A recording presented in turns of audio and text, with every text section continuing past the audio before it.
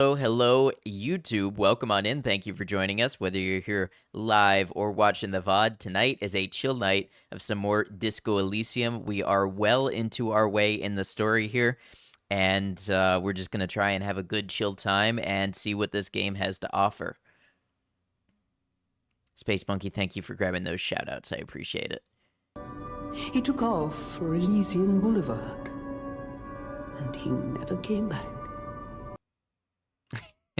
I can't say that's a reference I'm familiar with. Do the shoutouts show up on YouTube? The ones, anything that shows up on the screen shows up on YouTube, and then it shows up in the chat there. So whatever you're seeing on Twitch that's not an overlay or not an extension, yes, that also shows up on YouTube.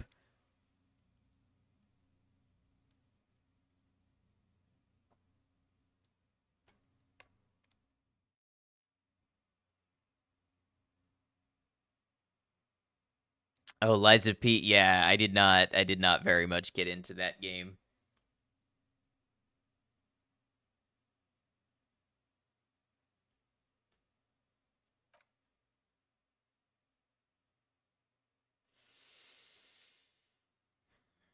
Just trying to get my laptop set up too at the same time.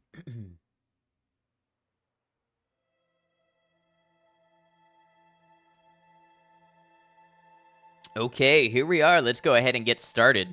You liked it, but there's too many games. There are too many games. Especially when you consider the games that have been out for years that you never got to. Yeah, there's a lot of games out there.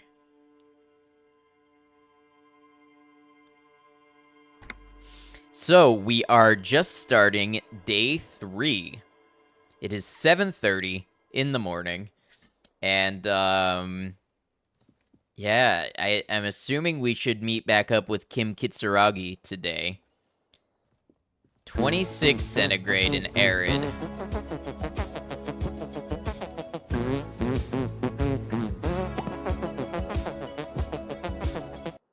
Thank you, Commercial. How you doing, Kay?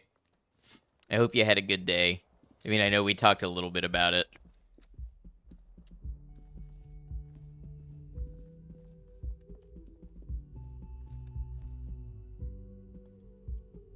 How am I? I'm all right. It's been a super sleepy one today. I am well behind the ball of where I wanted to be, but it's all right. We're here now. Ah, there's Kim. Good morning, Kim. Yes?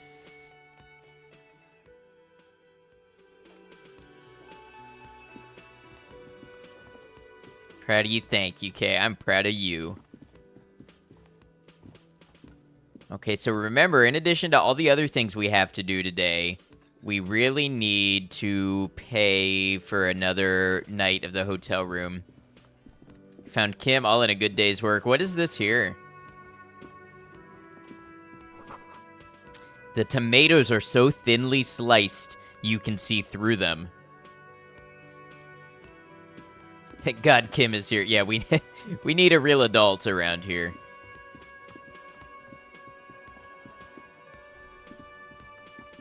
Hi, Gendarme. Another rendezvous. Ah, it's this guy.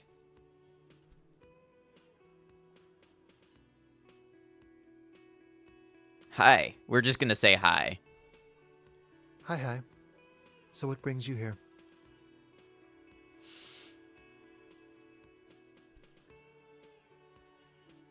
Characters just lining up today. Yep. Hello, Gordon. Hello, Roger. Welcome in. Okay, we have an 8% chance. An 8% chance to do this check. Let's go ahead and give it a try. It's the sports. He's a sports guy. All about that physical prowess and athletic skill. Nothing else here. I don't think that's it. I met your Sunday friend. You did. And how did you like him? You were right, he was magical. Magically bureaucratic. Lurking while you work on a couple more bracelets. Sounds good. They look great. I told you, he can be very useful. I guess that's the charm of powerful people. Who is he? A visitor from the first world. He's not like you and me, Gendarme. He can always return. I look great. Aww. Oh, thank you. Remember how you said the passing of this game was a little slow? Imagine doing a pass-fail prediction on Twitch for every roll. It would take forever to get through it. Return where? To his opportunities in Occident, Sir Leclerc. Still, his coming and going brings some life to the village. Or is it just money? I don't know. What are you two? Friends, I told you. Sunday friends. Friends who like to get together from time to time. What does it mean, a Sunday friend? That he won't be there when times get tough, I guess.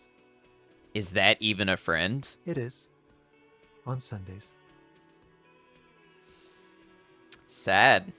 There's a little wistfulness in that answer. Why was he staying at your place in the middle of night? He has keys. And he likes the view. To the sea, I mean. I don't want to talk about other people. I want to talk about you. Hmm? What about me, gendarme?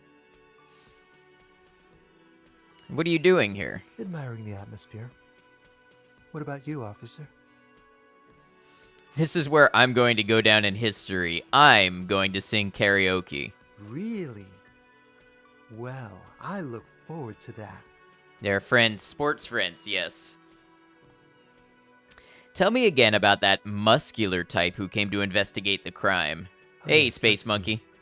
He knocked How you on my doing? door a few days after the lynching. I think he was going through the entire building, asking questions.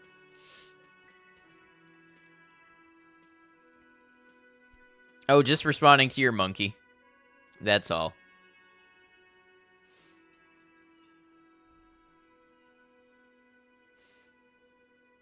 What did you tell him? Nothing. That I didn't see anything. Did you tell him about your friend? What friend? Your Sunday friend, the witness. No, I don't think it came up. What did he look like? Muscular, handsome, strong, like one of those military types. Was he alone? Yes, but he was speaking to someone on his earpiece, What was he saying? just reporting back whatever I was telling him. Besides muscular, did he have any other identifying traits? Oh, let me think. He had an accent. He sounded like one of those mercenaries. He sounded vaguely Oranese. No, not vaguely, scratch that. He sounded definitely Oranese.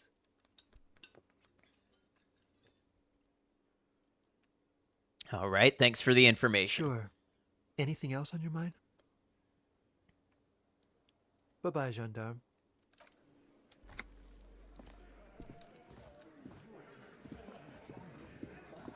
Behind the dockworkers, a ceiling-height window. The hawthorn branches scrape the glass like bony fingers. Okay, so it's still not time.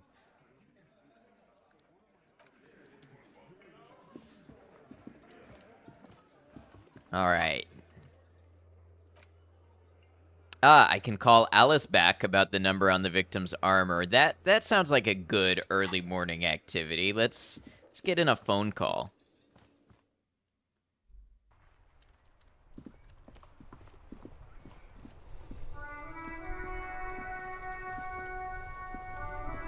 Inside, you see a set of steering levers, a radio microphone, a pull-out toolbox, and the soft glow of the fuel preheater gauge.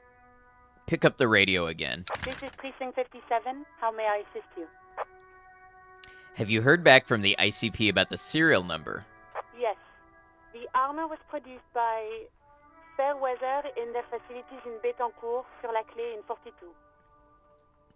It was part of a special order for Corps de Pharmacie, a security firm contracted to protect the interests of Oranese pharmaceutical companies in the Seminine conflict. So, it seems the armor went to Seminine. That's where the paper trail ends, though. Even the firm has proven difficult to track.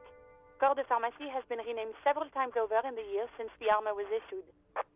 Just realized you left your Sims game unpaused for like the last 30 minutes. I hope everybody is okay and intact. Nothing is on fire? Okay, good. I'm guessing one of its names is Crenell. Yes, that is the most recent name the ACP has been able to connect to the CBP. And the one before it was Downwell. I also have one called Sediment, but I think that might be a different contractor. No, they work called Sediment. and somatosensor, it seems. All that during the last 9 years. A suit of armor like this would have been manufactured with a particular person's physique in mind. You should ask for whom this suit was fitted. A suit of armor like this would have been customized to fit the wearer. There must be a record of the person to whom it was issued. Yes, but the ICP tends to be reluctant to share private sector records. I could try to talk them into it, though. This is a fun challenge for her, an opportunity to contribute beyond doing her job by rote. She'll gladly put in the extra effort for Team RCM. Yes, thank you, officer. I really appreciate your efforts in this case. Glad to help. Call back tomorrow. Hopefully I'll have more for you then.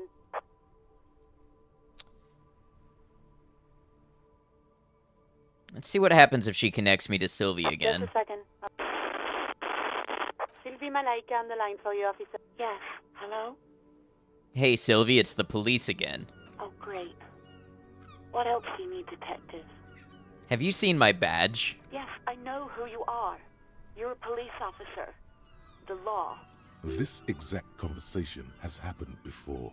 Establishing authority before this young girl seems to have been important to you in the past. Don't go there again. Hey, Sylvie, I am the law. My badge is missing. Have you seen it anywhere? Oh, no, I haven't, sorry. Real policemen have uniforms too, by the way. Where's yours? Not my uniform, too. God, I should really look into that. Yes, you absolutely should. It's awful that you lost it. It feels like you haven't worn yours in a long, long time. Hey, I found my patrol cloak earlier, but have you seen my policeman uniform? Uniform? I never saw you in any uniform. You had your things on. The disco things. The disco things. I think I got everything I need, thanks. You hear the call breaking up on the other end of the radio, and then the already familiar voice. Anything else I can help you with, officer? Let's talk to the 41st again. Just a moment, officer. 10-4, come in, officer. Over. Should we tell them we lost our gun? I don't know, something about that sounds like a bad idea to me. Calling the precinct and telling them we lost our gun.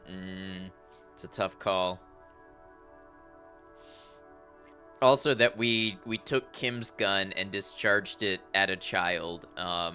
Maybe there are things that are better left unspoken in professional relationships. Roger that, 10-10, over and out. Maybe they give you another, run your fingers over one of the steering levers. The white suede feels luxurious under the touch, and the metal clutch handle so very familiar in your palm.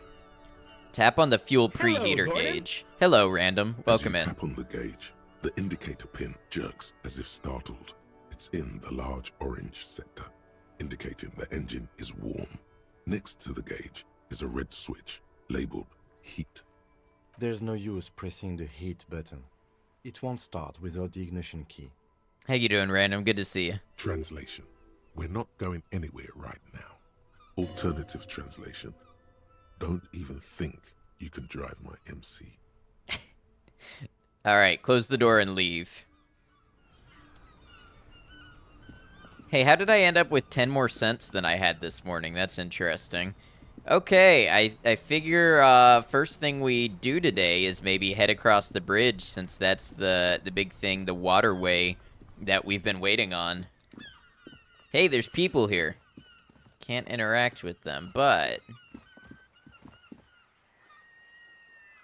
A rusting control panel with... You grab the handle and pull the lever up.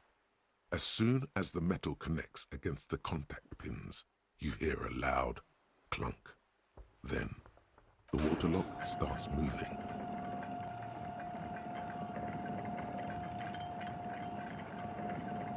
Rain, I swear Rain stalks me sometimes. Yes, it is totally out of character for Rain to be here hanging out, except when Random is here. I'm sure that's the answer. The sense must have come from an alternative mode of taxation, reverse taxation. Okay, if we ever need to get to the coast, then this is the way. But please, contain your wanderlust for now. I don't want us to get sidetracked, not with everything that's going on. Remember feeling such a sense of accomplishment when you reached this point in the game? Focus on How you doing, one MQ thing, Bush? achieve it, then the next, he thinks. That's the task chain. Woo, let's go across the waterlock. The radio relay hums with the electricity.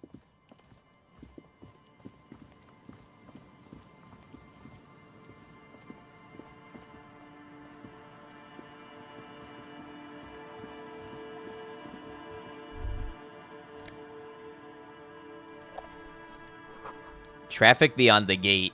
More abandoned motor lorries.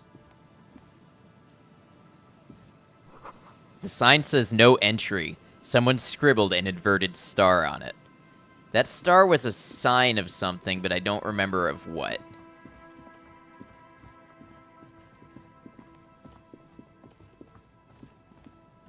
These backgrounds are so pretty.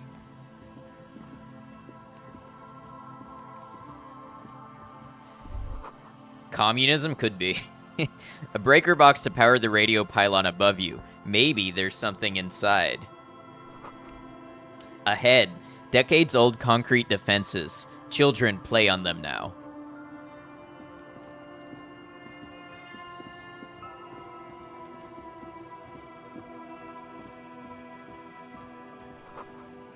Someone has broken down the fence and the barbed wire.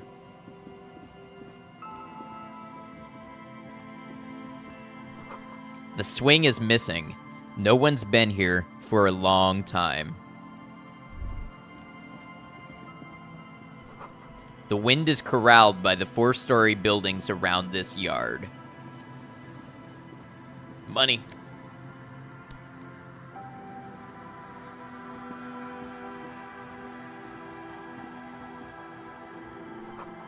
Glory, says the graffito, to the ghosts of us.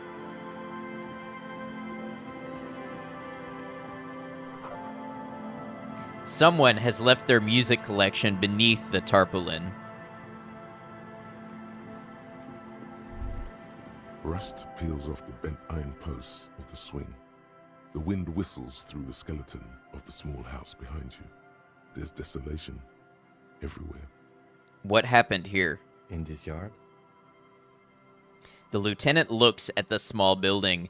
A flock of gray swallows takes off in the distance. Air fried chicken wings incoming. Very nice, Space Monkey. He's assessing the situation. How long ago was it abandoned? Someone thought they could have a summer house in a bloc obscur for cheap. It didn't work out. They abandoned it about a decade ago. So this part of the coast is a bloc obscur. Practically, it's not an official term in any way, but look around. No sewage, broken power lines, crime, drums. Life is tough in the blocks. It's no place to build a summer house. Maybe they left something useful behind. Yes, for you to scavenge like a post-apocalyptic scavenger who collects trash and errant magnesium blisters. He gives you a weary smile. It's not meant as nagging, just an observation. We should move. I don't think we will solve the murder with forays into the urban hinterland, at least in this phase of the investigation. Couldn't afford that shack. Minus 1 morale. Oh.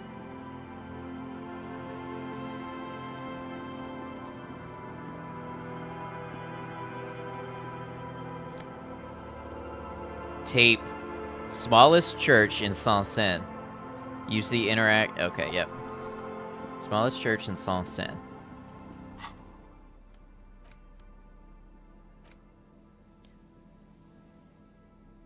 Tape you found from a shack on the coast. The A side has smallest church in Saint-Saëns written on it, while the B side is supposed to contain the instrumental version. Requires a boombox to play.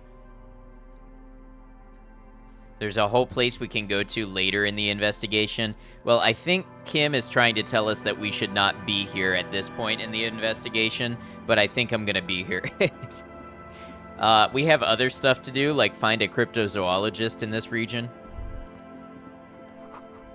A creaking ahead. A broken axle grinding.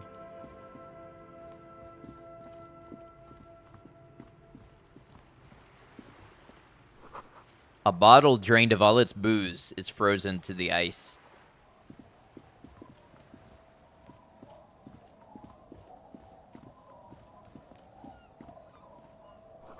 Footprints in the snow, they lead away from the accident.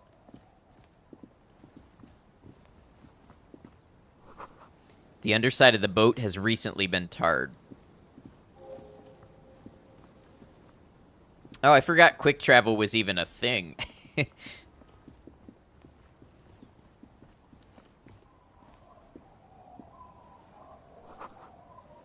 A wedding stone, well worn and covered in rust.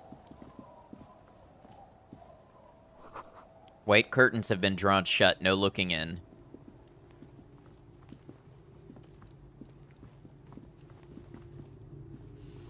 You see dust-covered linens, dried tulips on a bed.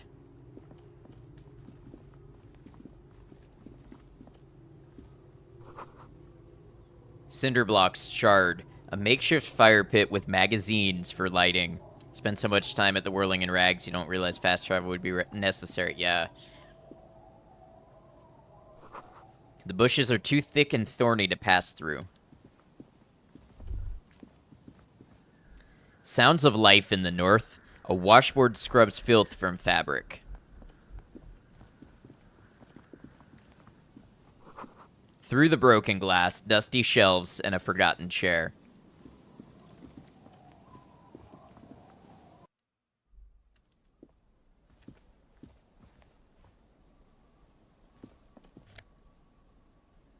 Postcard, Coal City 08. Bonot. Okay. +2 drama if we put that on.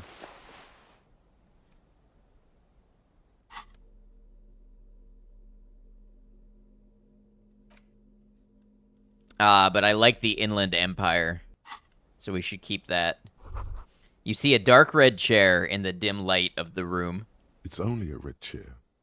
Just a red chair in an empty shack, with what looked like a dusty bow tie on the shelf. Nothing to see here, right? Sounds like we need to investigate it then. Investigate the blood red chair? You're going to leave it alone, Harry. That's what you're going to do.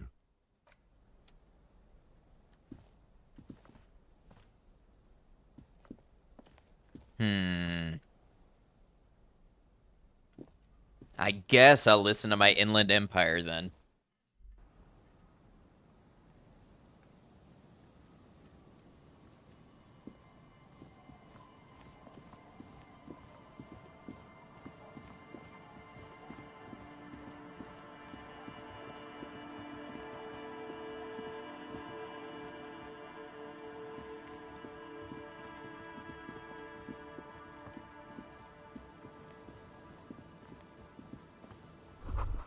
There's a boat tucked away underneath the tarpaulin cover. Great news.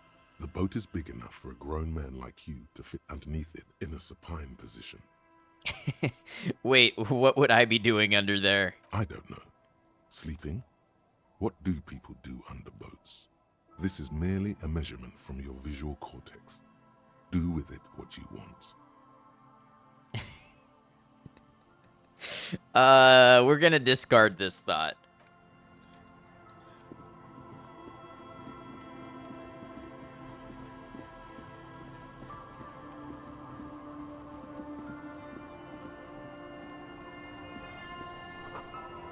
What are these doing in the fish? What are what doing in the fish? Almost had cat cop. Hi, officer. A woman in a raincoat stands on the quay, considering an overturned boat. A sword in a scabbard hangs from her hip. Anything I can help you with?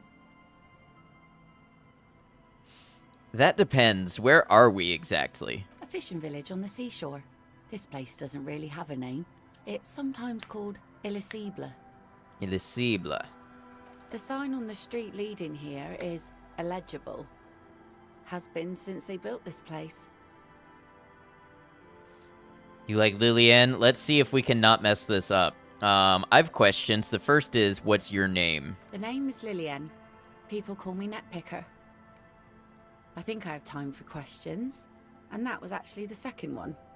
Indeed, You're always confused as to your whereabouts. Ask her about the cool sword. Helps to break the ice. Nice sword. Point at the saber on her hip. Does it come with a story? Unfortunately, the factory sold this one with a 3-year warranty instead of a story. It's to intimidate folks, mostly. It is imposing. It's a regular mass-produced sword, like a shovel or an axe. Nothing fancy, just for intimidation. Why do you need intimidation tactics? From time to time, people need a lesson in respect. That's just the way it is. Back in the day, I caught the eyes of many men. And believe me, men need a lesson in manners from time to time. Figures. Typical patriarchal nonsense. Masculinosity. Sure. Venomosity. But boys will be boys.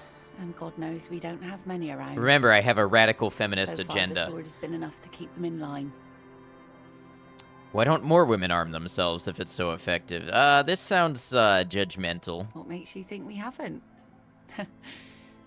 The truth is that almost everyone in this life is scared and tired and stupid and too dull for that. That goes for men too. But they put on an act for us. Pretend like everything's good and living in shit doesn't bother them. Like anyone falls for that. True. Most people I've met are scared. Aye. No one wants to talk about how frightened they are.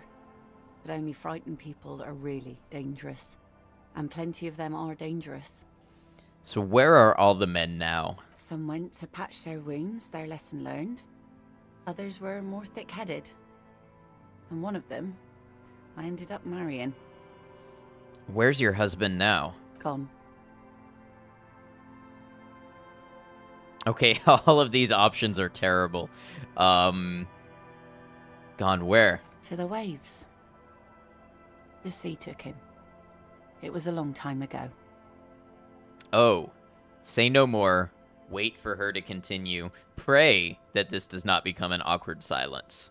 He didn't respect the sea. Went out there, drunk like a skunk, and sure enough, one day the boat was found floating empty. The bloated corpse turned up 2 weeks later. Now, before you tell me how sorry you are for my loss, know that it was 4 years ago, and I've moved on. There's only so much mourning you can do for a drunk with sinewy muscles. It's healthy to let go and move on. Gotta keep the wheels spinning. Us working folk don't have the luxury to be bedsick with melancholy. I buried him, mourned for an appropriate amount of time, and went on. Life didn't really change that much for me and the kids. She glances at the village where 2 little kids are playing with what look like rocks. This is neither a touchy nor a very interesting topic for her. She looks like she's ready to go on a date with another, better, drunk. Ask her. Both of you could need some action. Do it! Hit on the widow! It's the right thing to do! Oh, come on, Necktie. What's my roll? 3%. Kim's presence makes it awkward and don't know a good spot yet. Explore the coast. Hi, Maikoshi. How you doing? Is that your boat? Point at the overturned boat. Sure is. The sun, I call her, coated with a fresh layer of tar just yesterday. It'll take some time for it to dry, assuming the sunny days continue. I'm looking for someone. Maybe you can help. Let's see. Who are you looking for? I'm looking for some missing cryptozoologists. Boogie, what's up? How you doing? Buried deep in calculus now that school's started. Oh, best of luck with that. I don't think I know what these are. Care to elaborate? People who look for animals mainstream scientists deny exist. Aha! Like snowmen. Snowmen? I haven't heard about those. 2 odd guys have been wandering around here, nose in sand, talking nonsense about snowmen and the like. It's gonna be rough. You got this. Wait, the like? Right. Not only snowmen, also green men, monkey men, burning rhinos. You get the picture. Gonna hear a lot of crying from you. Well, you're welcome to let it out in here. Oh, you're getting it. And it is gorgeous. Where did they go? I don't really know. Further down the peninsula, I guess. I mean, that's where they were heading. Who else are you looking for besides snowmen? That's it. I'm not looking for anyone else right now. Well, how can I assist you then, officer? I was asked to get your signature. Hand her Everett's envelope. Were you? This says by signing, I agree to living with construction noise. What exactly is the Union building? Everett's planning to turn some of the village into a youth center. What a nice idea. Wouldn't have thought that. Her voice trails off. She sounds incredulous about the niceness of the idea. Thought what, exactly? That Everard and the Union have nice plans for anything.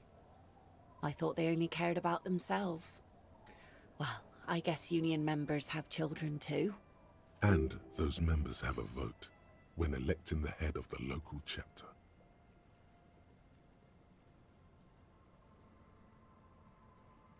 On second thought, don't sign the papers. Aye, if you say so. Probably better that way.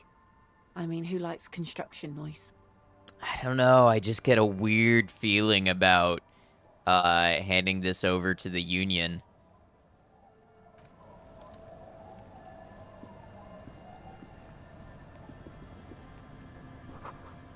This boat is floating freely in the water, unmoored. The ladder leads to a school of fish swimming in the kelp. I like fish. Okay, so we've got some cryptozoologists to look for, and also there was a child playing with some body armor that we needed to locate. The scruffy-haired little boy kicks a stone. You like He kelp? I can't like be kelp. more than 5 years old. The other one looks indistinguishable from him. He watches his brother kick the stone with his tongue lolling out of his mouth. You must be Lillian's twins. This one doesn't say anything, kicking the concrete with his worn-out sneaker. Lily's our mum. I already said that. The stone kicker laughs suddenly. His head is too large for his shoulders. Hey, he'll grow into it. Leave him alone. The other one laughs as well. Maybe there's some kind of reason why they're laughing. An interesting reason, somehow tied to the case. What are you laughing about? The boy stops laughing and looks at his toes. Oh, okay. So now he's shy. Now he's not talking, just wobbling around like he's afraid of something. You guys look identical. The stone-kicking one becomes frantic all of a sudden, as if that's something to be scared of. The obvious fact that you just stated. He looks just like me. Yeah, I said that. The boy doesn't answer. His brother throws another rock. Both of their hair is covered in some kind of dirt. You're bad with kids. The lieutenant remarks with evident glee. I am, yes. Don't worry, everyone is. How about we do some police work now? We're not getting anything here. Bye, kids. Take care. The street sign is illegible below the graffito. Hard to see the details. The colors, all warm and welcoming, are cozy, though. A flower trough where nothing really grows. Maybe in spring.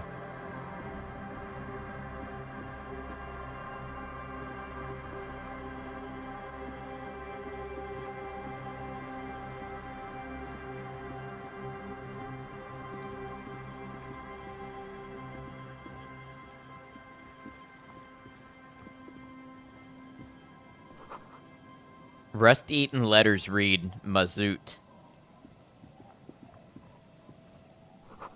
The rear tire of a motor carriage adorns these reeds. You should come back here when it snows. A strange feeling. It passes quickly.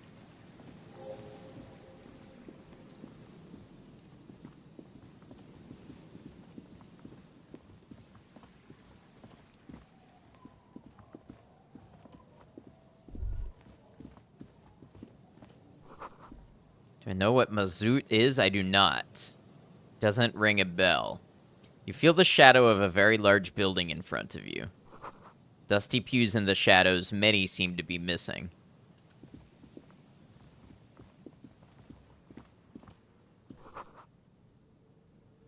It's a type of low-grade fuel oil used in ships. Oh, I've never heard of it.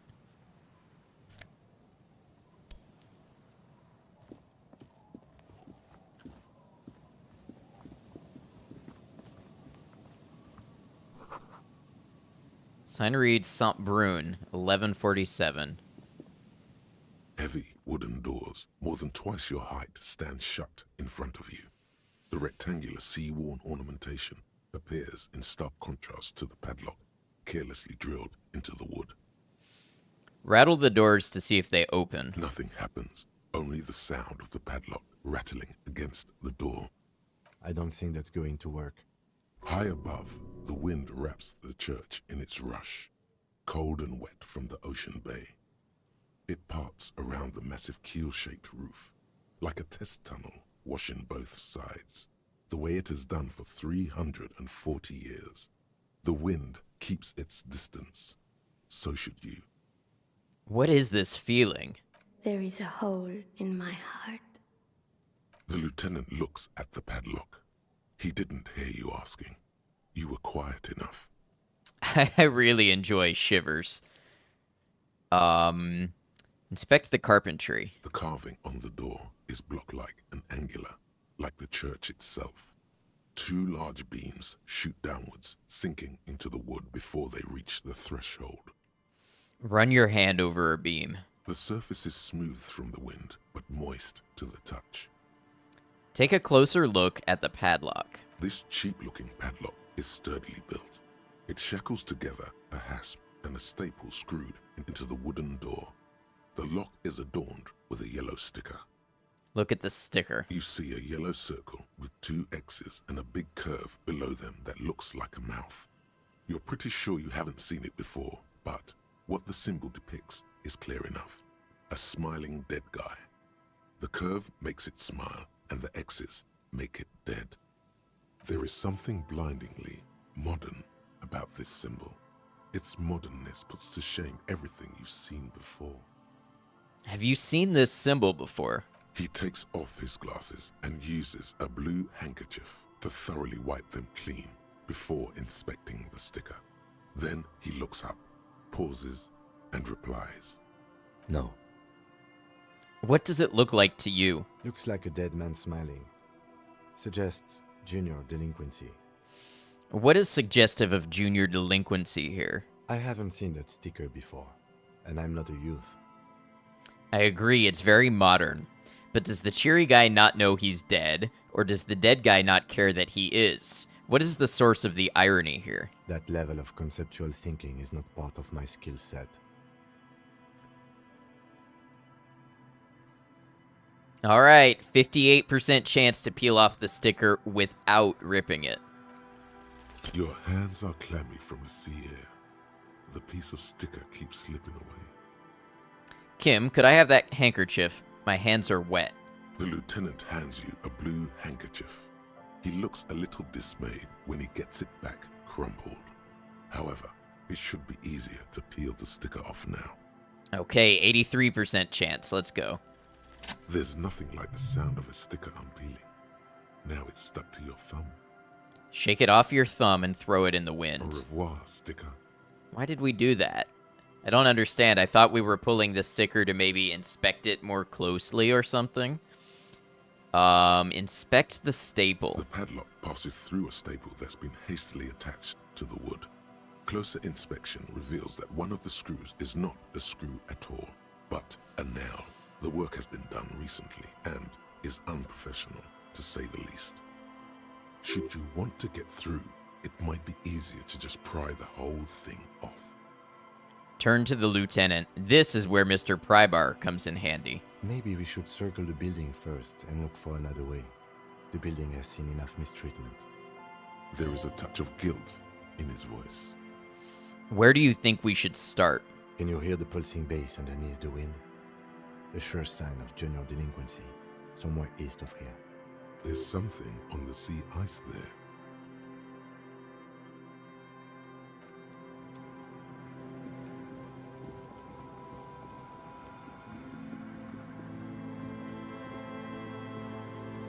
I don't actually know which direction is which.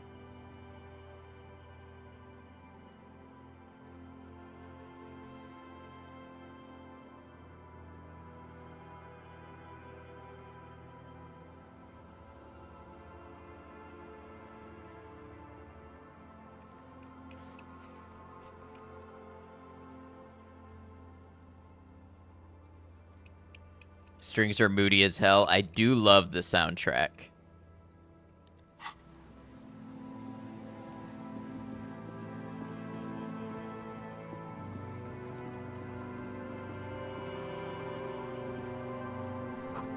These rusty gears used to turn the whole machine. The chain trails off into the ocean to who knows where. An old door, worn by elements, guards the depot. The wind has blown a sand dune in front of it. The door hasn't been opened in a long while. You see a handle. What is this thing anyway? It's military. A service depot of some sort. Used to service what? Probably something that is no longer there. The lieutenant looks at the hunching concrete toad in front of him. Let's walk away. Say, recognize some of the music that's been playing since you get over into this area? Yeah, it is nice. Hey, cemetery chick, welcome in. Hope you're well.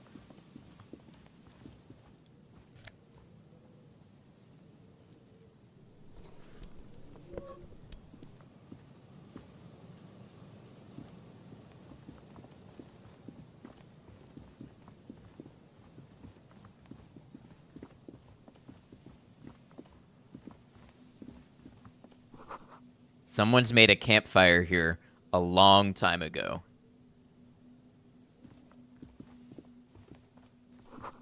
A rusted, broken control box for the radio relay tower. This ladder is too rusty to climb. The sea air has eaten away at it. This relay tower coordinates boat traffic in the bay. Barely. Tiny inlets there. Off in the far distance where the posts trail toward.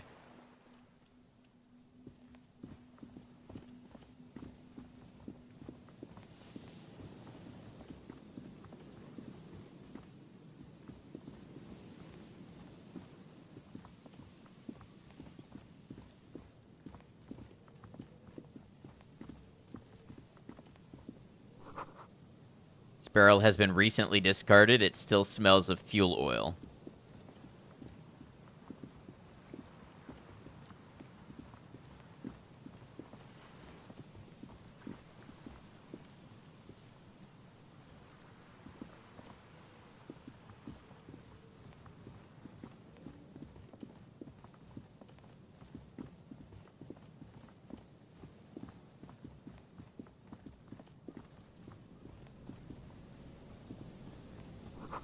Someone must have worked hard to smash the plastic dome.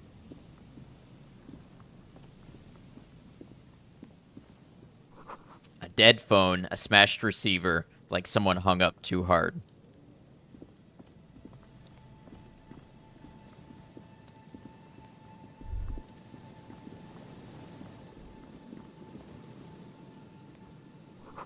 A coin-operated weighing machine hasn't been used for a decade.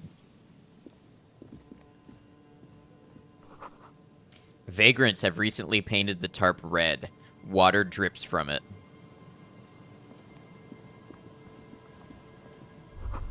A makeshift roof. Vagrants have tried to make the boardwalk habitable.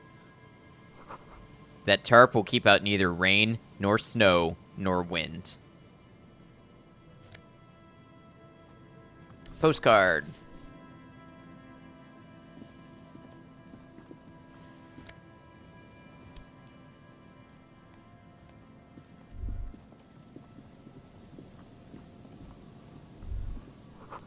Buzz, hum.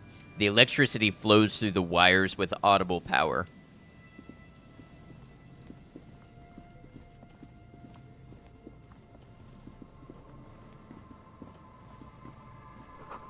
Bars cover these long, dusty windows.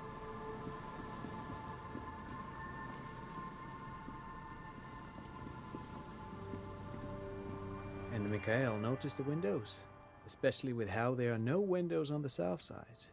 This was to deal with. A blond man stands next to his son, pointing to the weather-worn ruins. He sees you approaching and smiles. You officers, come to investigate the historic subtext of West Martinez? I'm Tran Heilostam. You must be Kim Kituragi, right? I was just telling my son about this building. Not a lot of people realize the historic significance here. Very rich in hypertext. Nice to meet you. Hold on. Hypertext? Yes, hypertext. Young Carp and the collection of cultural hyperlinks. Wait, what was that about the windows before? Oh yes, so Mikhail. They had to deal with monitor glare, especially in the summer. They still had vector monitors back then. That was 49 years ago. So they didn't have windows on the south wall. You and Kim know each other? No, I can't say that we've met before, but I've heard of Kim, of course. Mikhail, say hi to the officers. He rests his hand on the boy's shoulder. The child stays hidden behind the hem of his father's coat, clutching to his worm-themed coloring book. Mikhail's a little tired today. We spent all night trying to run Orbis on his radio computer. Have you heard of it? It's a programming language used in Grad. Quite tricky, but he wanted to play this Grad-made adventure program. We've been getting really into Worms lately. The man speaks in the artificial cadence of a professor, or someone who's been on too many radio shows. Or like a streamer, perhaps? But I assume you're not here for giant worms when there are so many real things to see. Just as I was telling Mikhail before, this is where the Coalition landed in '08. We could be standing on what is the most interesting landmark in Revachol West. He points to the building again. This man is your half-brother. You feel it. But why? Well, get a load of this guy. He really enjoys his trivia. The Orbis programming language was named after its inventor, Victor Orbis, a cybernetician from Grad. They run Vox in the Occidental countries. Thank you, Space Monkey. What's so fascinating about an empty old building? Aha! But it's not just any empty old building. He raises his hand to his eyes, springtime sun warming his handsome face. All four of you turn to admire the mural before you. What not a lot of people know is this used to be the R&D department of Felt Electrical. And Felt, which now sells ink cartridges mostly, was once a top dog in the turn-of-the-century cybernetics boom. Interesting. So this is hinting that the world in Disco Elysium maybe used to be more advanced than it is in its current state. And maybe there's an artifact of we're seeing a decline after the war or something like that. Or maybe in some of these other countries, things are a little more advanced. But they're talking about some tech stuff that we don't really see in this part of the game, at least so far. Hold on. What's R&D? Look at the building looming over you. It looks old and weathered, with seagulls picking apart its stone and metal carcass. Aliens. Bushy undergrowth has taken hold of the collapsed rooftop. Some kind of bird has set up a nest on a broken windowsill. I don't think I've ever heard of this Feld Electrical. That's not surprising. Only a vestigial ink cartridge and ferrotape manufacturer remains. He adjusts his suit jacket. They started out as a midway electronics outfit in Königstein 2 centuries ago. After an aggressive move to Revachol, Feld became a global player in the emerging personal electronics market of the pre-revolutionary era. Still, Tricentennial was beating them in business machines. But Feld had an ace up their sleeve, or should I say they were developing an ace up their sleeve. I'm mixing my metaphors here. What was that ace? It was here in Martinez, possibly in this very building, that they developed prototypes for a tape computer. A tape computer? An elegant folding mechanism of rollers and ferrotape ribbons, portable enough to be a take-it-home solution. Revolutionizing business machines, possibly even bring them to the average consumer, which is a feat of engineering even today's giants, Rehm, ICN and ZAM, haven't achieved yet. He grins, admiring the sentence he just produced. So what happened? Indeed. What? The revolution! Unfortunately, their moonshot project never made it to the market. Feld's move to Revachol backfired. The revolutionary government liquefied their assets and expropriated those very advanced prototypes. Possibly from this very building, or one of the adjacent ruins. He pauses, pointing to the other building, then continues. All of this was built by Feld, even the boardwalk. Wild Pines built Martinez proper as a resort for their middle management. Feld built this side of town for R&D. You're saying that Feld Electrical built this boardwalk? Yes, they even built a pleasure wheel, but that got destroyed in the war. A pleasure wheel? The lieutenant looks wistfully at the horizon, as if picturing gondolas rising to the sky. Perhaps reminded of a childhood memory. It's clear he would prefer there were a big wheel lighting up the coast. Yes, to lure in their star engineers. This part of Martinez was nothing but reeds before Feld arrived. They had to make the prospect of living here attractive. It was supposed to become a global center for innovation in cybernetics. But history had other plans. What happened to the engineers, the company people? Oh, I'm afraid it didn't end well for the boys. But this story is a bit too dark for little Mikhail here. Now, if you were to ask about tape computers... Wait, is he saying that we should just bypass the excesses of the revolution? Oh man, do we want to deliver the hard truth to this child? You know what? We're playing good cop and person who has some social sense. So maybe let's not corrupt the child, and we'll just say tape computers, right? Tape computers. He nods, wind tussling his suit jacket. What did the revolutionaries do with those advanced tape computers? They used them for military communications, but also to write and send out press releases. The most notorious example being Le Décret de Mars. What was that? What's the Mars Decree? I mean the radio transmission sent out to news agencies and world governments by the newly created Commune of Revachol on the 7th of March in the year 02.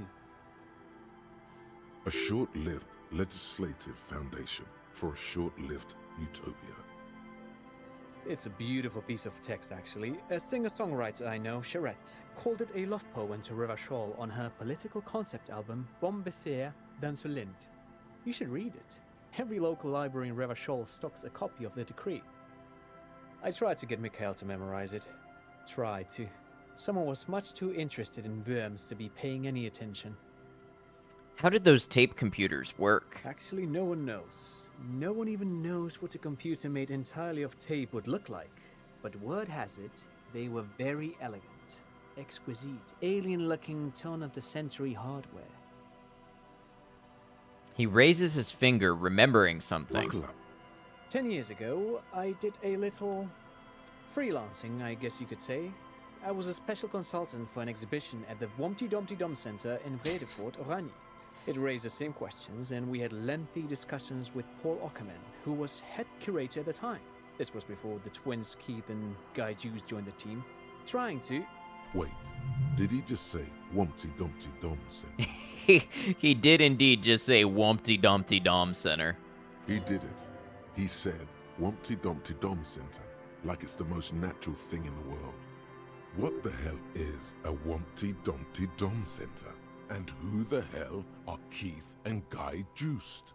Yeah, okay, the Wumpty Dumpty Dom Center, Paul Ockerman, Keith, and Guy Juiced. What are you talking about? The Wumpty Dumpty Dum Center for Contemporary Art. The exhibition itself drew on Lagerman's notion of memory, and so there were some parallels. That's why the head curator, Paul Ockerman, chose to... You're making this up. Turn to the lieutenant. Kim, is he making this up? In fact, I'm not. The Wumpty Dumpty Dum Center is a place you can visit if you're ever in Vredefort and are ever in the market for an exhibition space / contemporary art research center. He clears his throat. But perhaps I should return to the tape computers. As I was saying, the device itself was very elegant, fragile even. One could write directly on the tape using a special chemical solution. The machine would then analyze the handwriting, perform operations, and project output onto a white screen. It was a beautiful, delicate thing. Made of black film and folding tape structures. The RCM should get some of those. Even one would be very useful. Though I understand the socio-economic causes of the revolution, it pains me to imagine the revolutionaries setting fire to the precious device. But so they did. The Feld playback experiment vanished into the fires of '07. If you're watching on Twitch, we're about to enter a 3-minute ad break. These ads keep pre-roll ads off on the channel and help support the channel. I probably am going to go ahead and play through this ad break since today might be a shorter stream. So we're just going to go ahead and roll with it. My apologies to anybody not subscribed. What's this Feld playback experiment? Yes, the official name of the prototype. Some sources report it as the Feld Playback Experience, but those are incorrect. Why did the revolutionaries destroy it? Who knows? Maybe it was an accident, or maybe they didn't want the technology to end up in the wrong hands. Either way, they're all gone now. All 3 versions of the prototype. Nothing but debris and ashes remain inside that building. He takes a step back. The boardwalk creaks mournfully in the wind. I wanted to ask something else. But of course. What else? You look like someone who has money. Do you have any money? I do have some money, yes, but that's not what's really important here. He brushes it off like it's not a thing at all. He's not gonna give you money. What are you doing? Clearly you were just profiling. No, I mean, come on. You need the money. If it's not a thing, he can give you some. Could I have some of that unimportant money then? Oh no, I don't have it on me, officer. I was talking in more general terms. Modview is so broken right now, that sucks.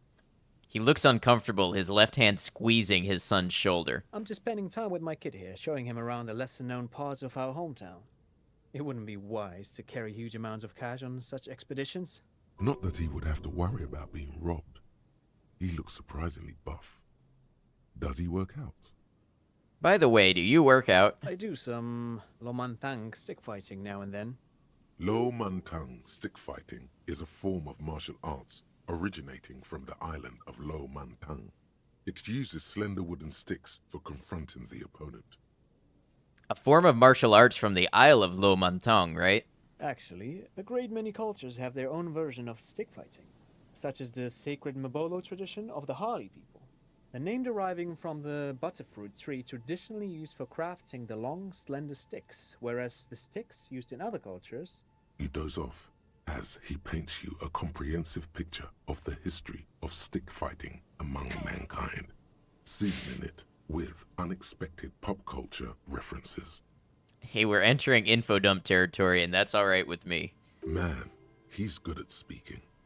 People must love him. But anyway, I'm boring you with details again. You were saying? I don't really remember what I was saying. Then I guess everything got said, right? Great, thank you for all the interesting information. No, thanks to you for having me and little Mikhail here to pick your brain. A very interesting conversation indeed. Pick your brain? If anything, this was rather one-sided. He did the talking. Whatever.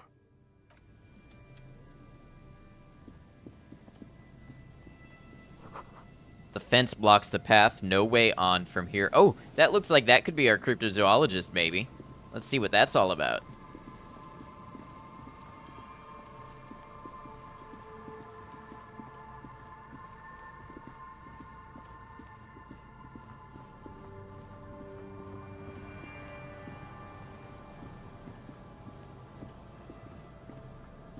Here we go.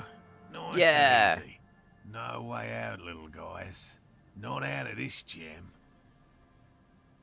This, I think this is the same voice as Limbic System, I think. There's a cylinder on the ground in which the man is arranging some netting. It looks like some kind of trap. He notices you. Who's there? Oh, the police. Hello, officers. Is that the police? Why are the police here? Gary, the crypto-fascist? Why is there a crypto-fascist here? Don't worry, Gary. I'll handle it. You must be Morel, the cryptozoologist. To what do I owe the pleasure? That's sarcasm. He takes no pleasure from your appearance. Lena sent me. She's been really worried about you and is waiting for you to get back. Of course. Thank you for passing along the message. That damn waterlock is broken, and we can't go all the way around the 881. The waterlock's been fixed. It was fine when I crossed it. Oh, good. We should really be getting back. Gary could use a hot shower and a warm bed. Did he say we can go back now? Yes, Gary! We can go soon! If you see Lena, tell her I won't be long. Sir, your wife is waiting for you. I just have to do one more round. See if the phasmid has taken the bait. Then we're going.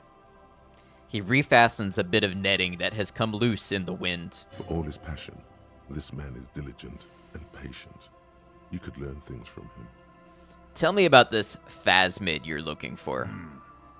Well, first of all, it's damn difficult to find, which is why we've been knee-deep in the reeds laying traps for it. What makes it so difficult to find? Good question. Being a phasmid of the order Phantasmodea, a ghost insect, it disguises itself as plant matter. In this case, the reeds. Awful lot of reeds around, aren't there? And I suspect it may have also developed other specialised techniques to protect itself from predators, or scientists, in our present case. What sorts of specialized techniques is the phasmid using to hide itself? It's my hypothesis that it has evolved certain electrochemical defences that allow it to interfere with animal perception, impeding pattern recognition, confusing the visual cortex. But I cannot describe how these defences work, much less how they evolved, without studying a live specimen. Yes, it makes perfect sense. You're beginning to suspect there's something paranatural about this phasmid. A ghost insect, he said? These people are looking for a ghost. Ghost insect. So you're ghost hunters. No, that is precisely what we're not. We are zoological specialists, looking for an extant species of phasmid. How big is this phasmid? I'm expecting it to be quite giant. One known species of phasmid, called the Megaphasmodea zoensis, is about the size of a grown man's forearm. So, He leaves the conclusion up to you. Why are you so interested in this stick bug? It doesn't seem to be as colorful as some of the other cryptids I've heard about. Typical rookie assumption. Insects are much more sophisticated creatures than those unversed in zoology give them credit for. Even simply catching a glimpse of the Insulindian phasmid would be the apex of my, of any, cryptozoologist's career. But to study it and its defences, find out how it stayed hidden so long. What have you discovered about it so far? Very little, I'm sorry to say. No one's ever captured a specimen, so all our information is based on first and third-hand accounts. So no one's ever found one? Not yet. That's what makes it a cryptid. Just out of curiosity, if there's no proof of its existence, how do you know it's real? I know it's real. The cryptozoologist says, brusquely enough that even he seems taken aback by it. It's clear that his obsession with the phasmid is driven by something more than the pure pursuit of scientific advancement. By which I mean, I've heard enough first-hand accounts to believe quite firmly that the Insulindian phasmid is more than mere superstition. Lena said there's been a sighting of it here in Martinez. Yes, the most recent sighting was by a couple of teenagers along the coast here. That's what brought us to Martinez specifically. It's the first credible sighting in several decades. Admittedly, it's an unusual location for this species, but with all the sewage runoff upstream, it probably doesn't matter much anymore. Maybe the Insulindian phasmid has died out. I have to resist the thought. Such an extraordinary creature is doubtlessly highly resilient. After all, it's generally thought to be capable of parthenogenesis. He means asexual reproduction. The females of the species don't need to mate to produce viable eggs. This makes it easier for a species with a small population to survive. So by options, I could say the male is an efficient life form. The world would be better off if women didn't need men to reproduce. Or females reproducing without males, a travesty, a crime against passion and common sense. But instead, I think I'm gonna say, that's pretty clever.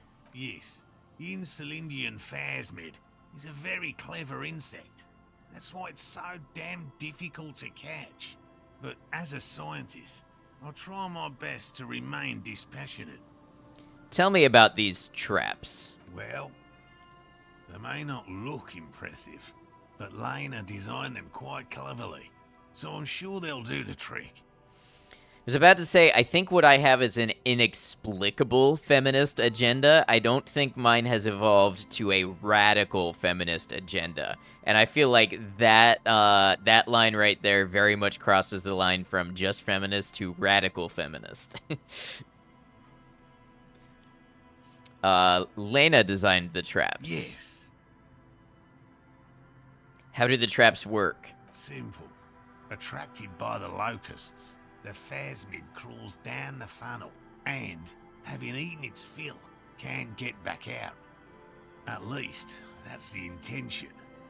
The net isn't a perfect solution, but we didn't want to use anything that might damage the specimen's delicate exoskeleton. What are you using as bait? Locusts. Nearly all known phasmids are herbivores, of course. But we've hypothesized that the Insulindian phasmid might occasionally prey on other insects. Inside the traps, a number of locusts crawl and tumble over one another in a tiny, chittering swarm. A meat-eating stick insect? Does it pretend to be the reeds as part of its ambush behavior? This seems unlikely. A carnivorous stick insect seems unlikely. Thank you for your opinion. We have also included plant material in the traps to satiate your skepticism. Not a big fan of skepticism, this one. What will you do if these traps don't work? They'll work, I assure you. The predatory hypothesis, using locusts as bait, accounts for the failure of previous efforts by other teams, which use plants. We have given this some thought. Let me ask you about something else. Yes. What? Lena seems pretty eager for you to return. And I'm eager to return to her, I assure you. But I can't leave before we finish with these traps. My wife understands that just as well as anyone. He looks south, where Lena would be. Come on, Morale. We've been soaking out here for days. It's time to go back. Yeah, no worries, Maiko. And leave the traps? Absolutely not. I won't let Lena down. Come on, she wants us back. I'm soaked up to my nuts over here. We'll both catch reed crabs if we don't dry out soon. Won't let Lena down. Thank you, Sounds Space like Monkey. The cryptozoologist's wife shares a special connection to the phasmid somehow. I didn't know the phasmid was so important to Lena. Of Hey, course Minoc, it's welcome in. important Hope to you're her. well. She's seen it. A verified sighting, on record. One of only 4 this century, and it's hers. Really? She sighted the phasmid. She didn't tell me that. Yes, that's how we first came to know one another, in fact. But that's her story to tell, not mine. He coughs, then continues. Needless to say, you must ask her about the mysterious phasmid. Suffice to say, it's long been our dream to find proof of the Insulindian phasmid together. I can't abandon course now. Another cough into his fist this time. Okay, I understand. I don't give up on things either. Good. A good quality to have. Both for a police officer and an experimental zoologist. What if we checked the traps for you? I didn't expect you to take such an interest in our work here, officer.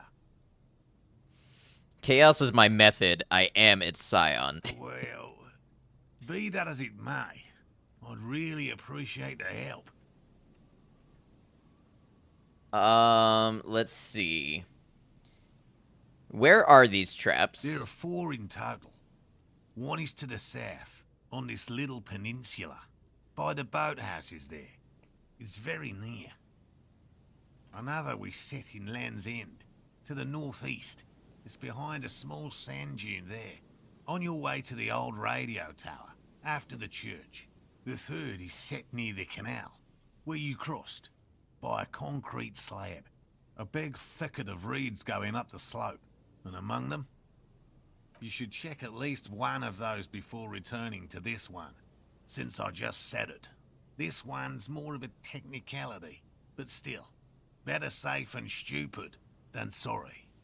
That seems like a lot. Do we really have time for this extracurricular venture? The pursuit of knowledge is its own justification. Is it?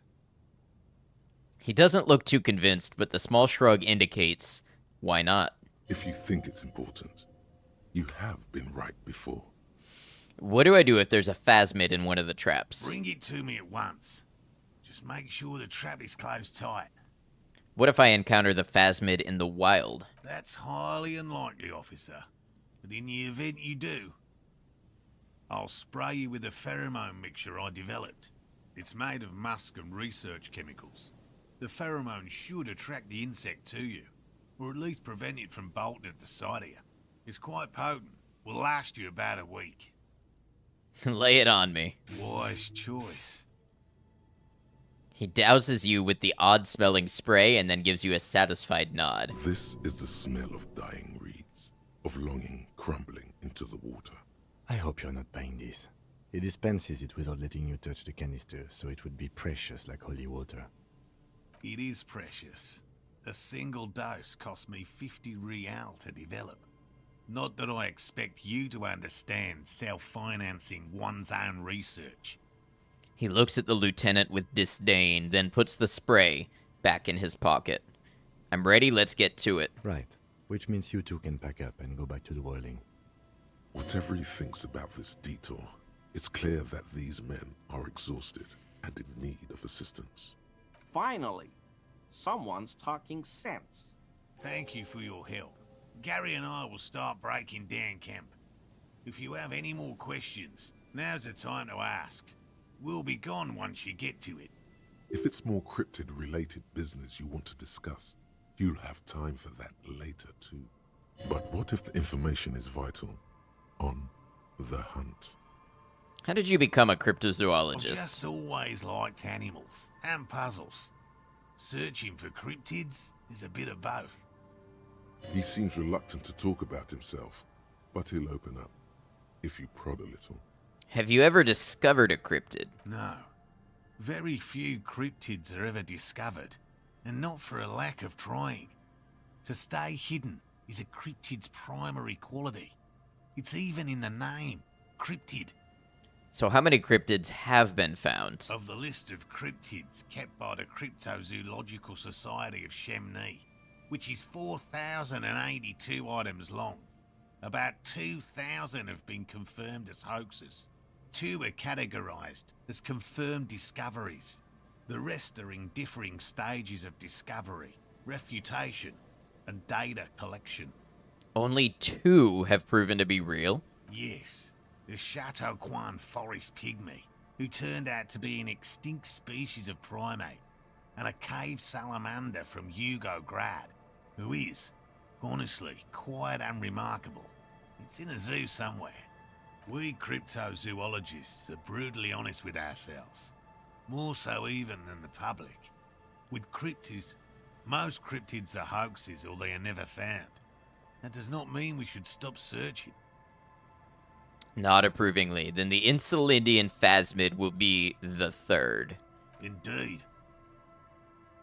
If our expedition is successful, every paper in the world will report on it.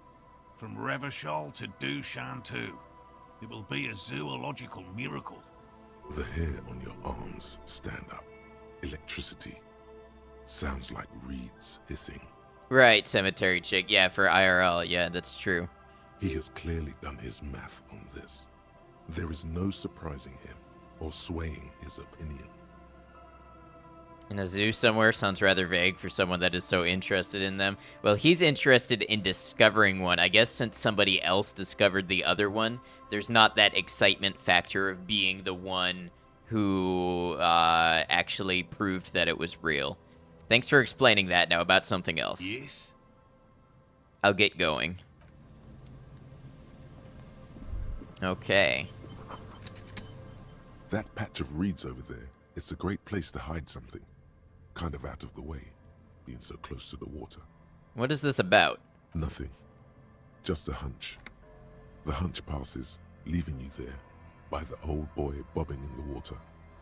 Time to go. I feel like I made a wrong choice there.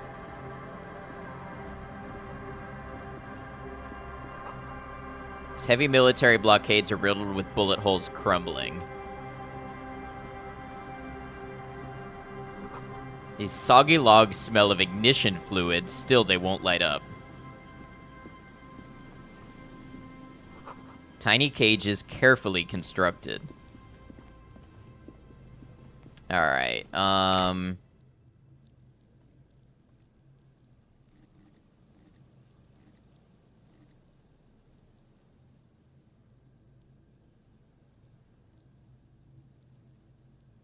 let's increase...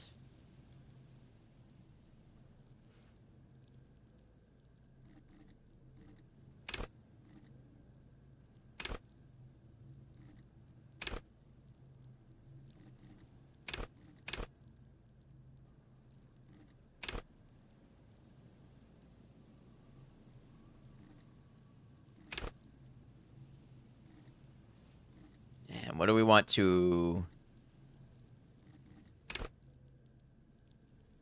Let's increase rhetoric.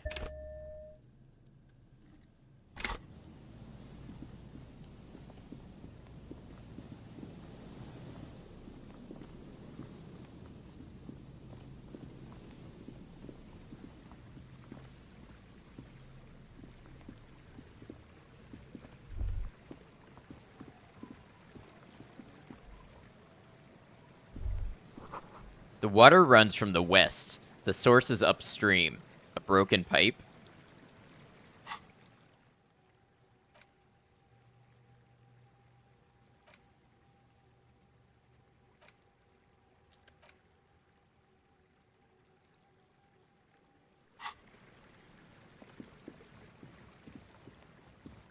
Now I hope... Yeah, okay, so one in Land's End, far northeast of the Feld building. Trap Morel just set up near the boathouses west of the Feld building. And then the trap near the canal you crossed. Okay, so let's look for the one near the boathouses west of the Feld building.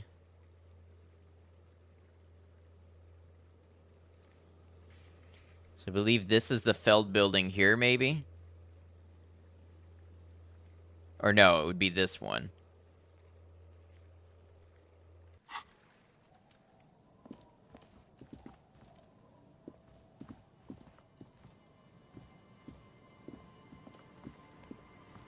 I don't know how I get over there.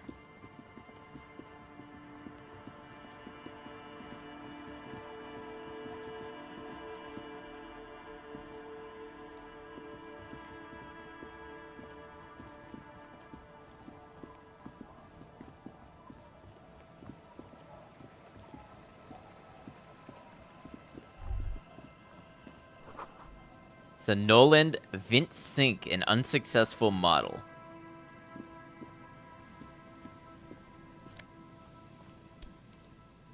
Okay, we got money.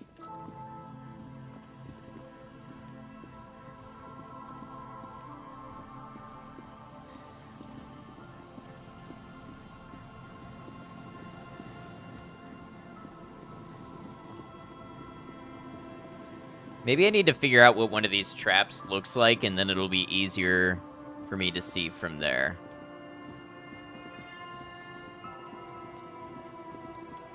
Said there was one on the way to the radio tower.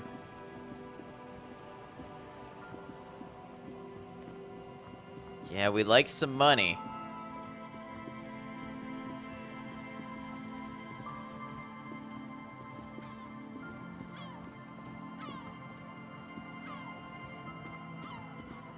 There's a trap in the reeds at your feet. Looks like the same one you saw Morel set before. Same mesh, same wiring. Look around. The reeds sway in the coastal breeze. They seem to be waiting for something. The wind picks up here, near the cape's end, surrounding the narrow strip of land from 3 cardinal directions. It's cold for this time of year. Reach for the trap. Locusts are crawling around in the trap, confused but uneaten. You see no carnivorous reed phasmid gorging on them. Big surprise. Anyway, 1 down, 3 to go. Say nothing, just put the trap You down. set the apparatus back on the ground among the reeds.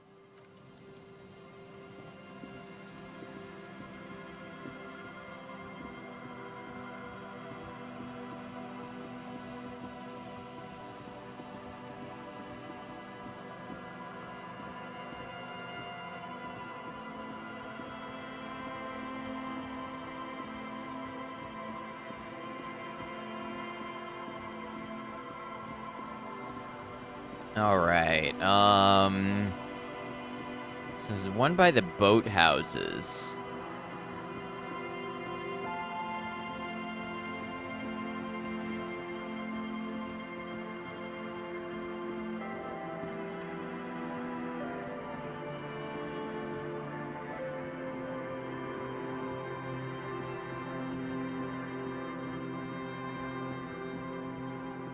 I feel like this is east of the building, not west, but...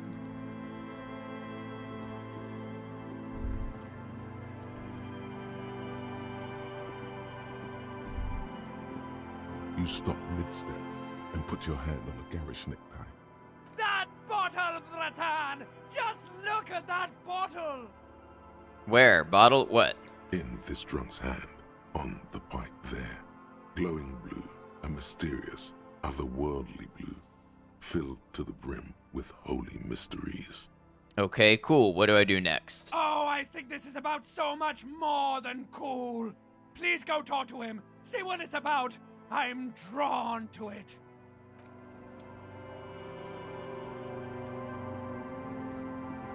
Hey, tequila!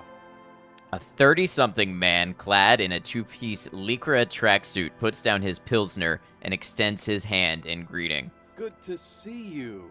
How's business? How's the whole reality situation treating you? Shake his hand. So what's happening? He picks up his beer. Wait, tequila? Yeah, tequila sunset.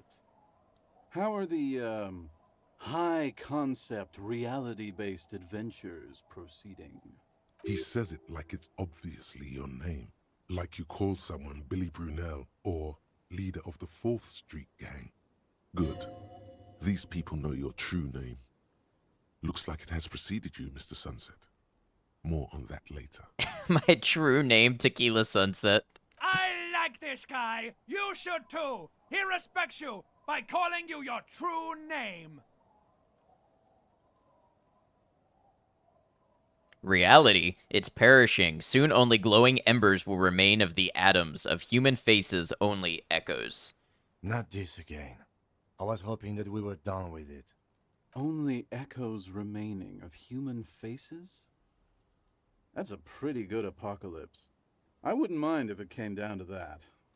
He nods appreciatively and picks at his shit-stained lycra TM jacket. Things aren't going super well for Idiot Doom Spiral either. Haven't found those keys yet, haven't won that great piece of ass back. No word from my business buddies. He takes a sip from his beer. This guy's your buddy. You feel it immediately.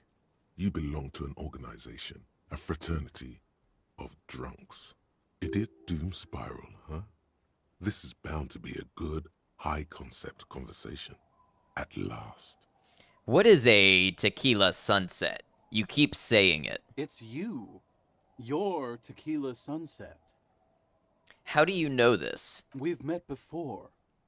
Don't you remember? Yeah, I was guessing I had to have met this person at the Whirling in Rags. No, you sure don't. No. I don't think you're ready for that grade of reality yet. It'd be ill-advised for me to tell you. You gotta go do the intro yourself. Come back when you've been to the motor carriage. Tequila. He sips his beer. He points toward the waterline with his bottle. What do you guys do around here? We are saving the world. He looks at his comrades. Please. Please don't go. Don't go. Begs the man in the pipe. Okay, we're drinking. We're drinking alcohol. That's what we're doing. I tried to save the world once, a long time ago, with enterprise, creativity, and willpower. But that didn't work out. So now, it's a pirate's life for me. Be seeing ya. You too, Tequila Sunset. Alright. Interesting. Ooh, money.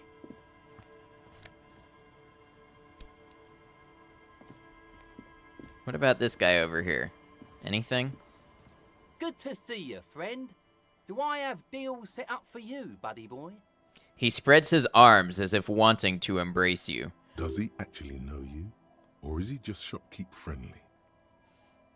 What are you talking about? So what do you want? I got smokes. They're cheap. Very cheap. I got Pilsner. Great deal. You won't get a better deal on that piss. Spirits I can let go for 300 real. I also have speed. And by speed, I mean amphetamine. See? There it is, Bratushka! The spirit! Let's buy the spirit! 300 real is a lot, but this has to be done! It's our end game! Okay, I don't think this is an end game I'm going to be pursuing. This is just another stupid drunk idea I'm having that I'm attributing to my necktie. Hey, Micah, welcome back. Bratan, you don't understand! It's not just another drink! This is what our relationship has been building towards all these years! This is the climax, the mystery, the virginal sigh! You have to buy it from him! Get it off him! Kill him if you have to! Our ultimate fate depends on it, and the fate of many worlds. The lieutenant looks at you, looking at the bottle of spirits, then at Rosemary, suspiciously.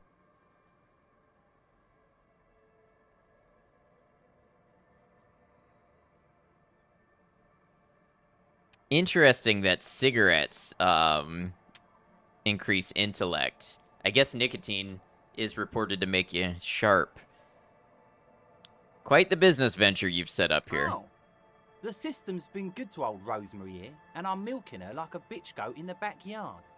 What do you mean? You see, friend, man makes his own luck, and I made mine real good.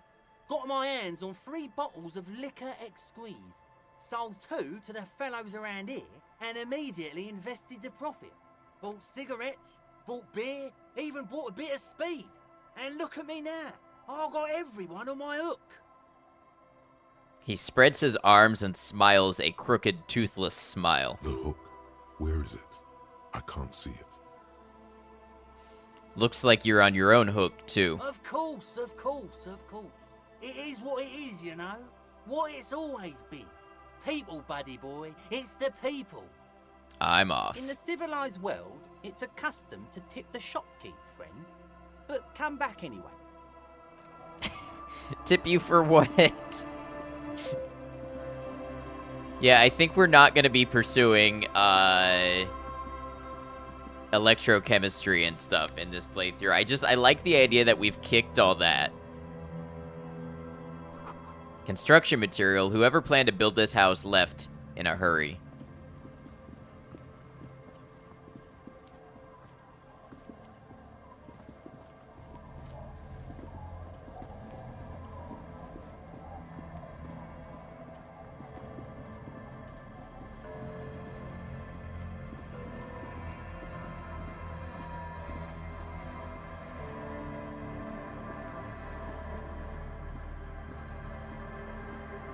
A familiar apparatus lies among the reeds, another one of Morel's traps.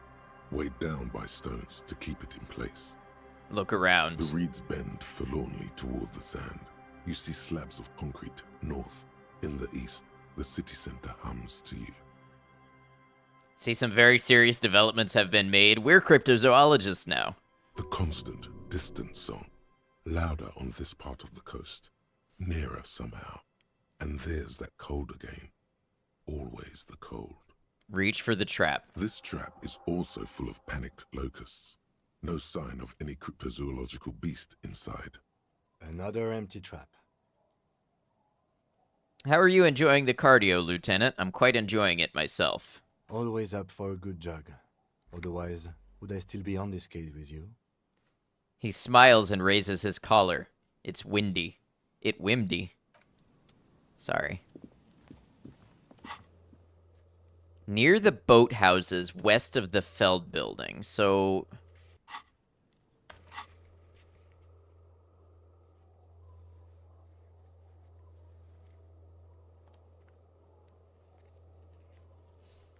What am I missing?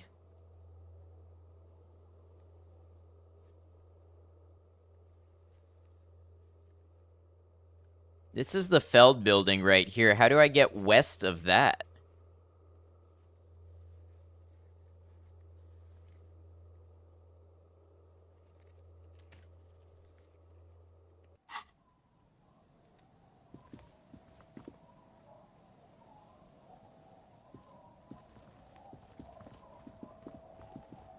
A banged-up motor carriage lies half-submerged in the icy water, slowly sinking into the Insulindian Ocean. Only the cabin top, rear wheels, and the engine remain visible. It must be cold and lonely down there, in the icy water.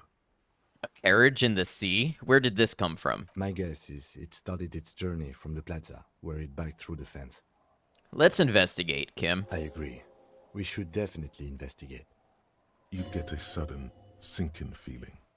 Stomach acid comes up as you look at the motor carriage in the deep, dark, cold water. Why the doom and gloom? It's just a sunken motor carriage. Some motor carriages are bound to end up in the sea. How long has it been here? The ice hasn't closed around the vehicle yet. My guess is it's been here since last Saturday or Sunday. The estimate is correct. The incident probably occurred on Sunday evening. Run your hand over the cold metal. The motor carriage is properly stuck in the ice. Getting it out would require a team of specialists. What is the make of this motor carriage? Can I see a logo? The logo is too deep in the murky water. You can't make it out, but you do see a monkfish float by. Well, well, well. Looks like Jacob Ear's journey came to an abrupt end here. Your mocking tone finds no response, but the motion of the waves. Yes, yes, crazy recklessness. Lurked enough and need to get to bed. Have a good one, Zarchin. Thank you for hanging out with us. We'll see you again. Hope you get some good rest. Yes, yes. Crazy recklessness. I'd say it has been here since last Saturday or Sunday. What should we do? Let's wait for the low tide and see what's inside. Great idea. Then we can get the things inside. The joyrider must have left something good inside. Guns, papers, maybe a cool jacket. A joyrider jacket. A joyrider jacket. You feel a strange connection to this joyrider. Maybe he's from some kind of joyriders district and likes blue and white racing livery, like a cop would. How long will it take for the low tide to come in? I don't know. An hour or two, tops?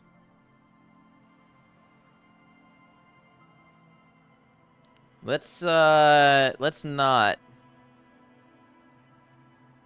Let's wait for the low tide. Great idea. A joyrider jacket. I don't know. An hour or two, tops? Oh, okay. I don't have an option to, like, leave and walk away and come back later. That's normally what I would do. Instead of spending this time, As but... you sit down in the old, rusty playground, the world around you becomes very silent. Oh, that was only 15 minutes. That's not too bad. Hey, Valdez. Welcome in. How you doing? Nothing but the sound of seagulls high above in the sky, echoing like distant laughter. Ice cracks around the blue motor carriage in the sea. Drama 10. 72% chance. Whistle a tune. The tune on your lips forms a strange yet undeniably beautiful contrast with the surrounding bleakness. The lieutenant gives you a quick glance, then, still looking straight ahead, he joins you with a higher pitched and slightly more melodic trill. Two birds on a wire, whistling by the seaside, looking at the water and the sunken car. Suddenly, time management is a priority. It always was, but last stream, when I was on the day before, I needed time to pass for something to happen. The wind blows. In the distance, behind the church, some vagrants are having an argument over a bag of tear they found in the reeds. Further away, a flock of seagulls lands. The clouds pass in the sky, and the shadow of the swing moves like the hour hand on a timepiece. 30 minutes have passed. Looks like this might take a while. Time to present a good topic for discussion. Wow, these are all terrible. The tide sure is taking its sweet time. I believe it's following a pattern set millions of years ago by cosmic forces. But I suppose it could move quicker, yes? Clouds on the horizon grow darker, and the shadow of the swing set keeps climbing. You hear the distant rumble of the city. 30 minutes pass. If you have to side with either the strikers or the shipping company, who would you choose? Luckily, I am already a member of an independent organization, and therefore do not have to choose between a rock and a hard place. But if someone puts a gun to your head... Your voice echoes on the water, strange and out of place in the environment. 30 more minutes pass. Squint your eyes and say, is that a number on the side? Yes, 41. What do you think it stands for? Precinct? It's as if he knows what it stands for, but wants you to say it. It's pedagogical. Does he know something about the driver of this vehicle? Oh god, no. I'm sorry, Harry. I'm so sorry. 41. Precinct 41. A massive pit opens up in your stomach, and the most terrible feeling comes over you. No. Just nope. Say no to this, Harry. No, yes, no. Your car is in the sea. Face it, so we can start dealing with this. No, I mean, seriously, it's just a coincidence. The lieutenant just shakes his head. Oh my god, it's mine. I drove my car into the sea. I'm afraid so, yes. It looks like you drove your police motor carriage into the sea after you jumped across a canal. The badge, the gun, and now this. The lieutenant adjusts his glasses and doesn't say anything. There is also a fourth thing you've lost. A fourth thing? More precious than the gun, the badge, and the motor carriage combined. Lost forever into the deepest of seas. Kim is literally the most patient human being in the world, right? They're not gonna take me back after this, are they? People are more valuable than machines. Training a police officer is even more costly. I can still fix it. That is very unlikely. All the electrics are toast. That goes for the electromagnetic steering and brake systems as well. You'd be lucky to find one undamaged component in there. In a few months, there will be nothing but rust left of this vehicle. It'll be cheaper to buy a new one. Well, not cheaper. This motor carriage costs 40,000 real. But in the long run, it still makes more sense to buy a new machine than try to refurbish this. People are gonna be angry at me, aren't they? In Precinct 41. Let's face it, this is a substantial loss to your district's budget. I mean, my station only has 4 other vehicles in addition to my kinema. This was 20% of the station's vehicular budget. Things were going so well, we were just whistling merrily. You can still whistle. Besides, the night is always darkest before the dawn. How do we get it out? Detective, we don't. A rescue operation really isn't viable at this point. So it's just gonna be there like that? I'm afraid it will have to be there like that for many years. Look at it. Parts of it might be salvageable. but overall, this machine is a write-off. Well, at least I can see what's in there now. Please be my badge, or my gun, or something.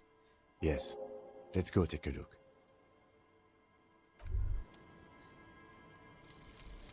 Jamais vu. Derealization. Jamais vu. The opposite of déjà vu. Not already seen, but never seen. Everything that should be familiar appears strange and new, like some half-forgotten day in your childhood. Only now. That's the feeling you've been having. And for who knows how long.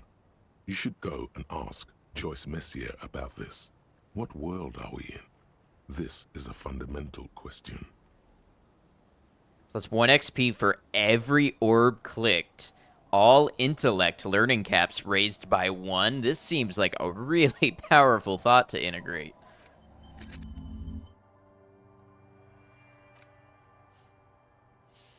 And I realized I asked where I was getting money from earlier. I thought one of these...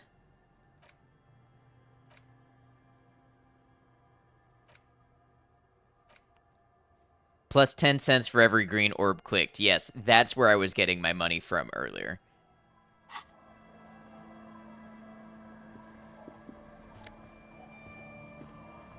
My badge. And my commander's jacket. You just manifested, exactly. Seems the walker was either very confused or drunk out of his mind. Yeah, we know about that now. Listen, I get it. I have forgiven myself and I have moved on. I am a better person for it, and I expect none of you to bring this up again.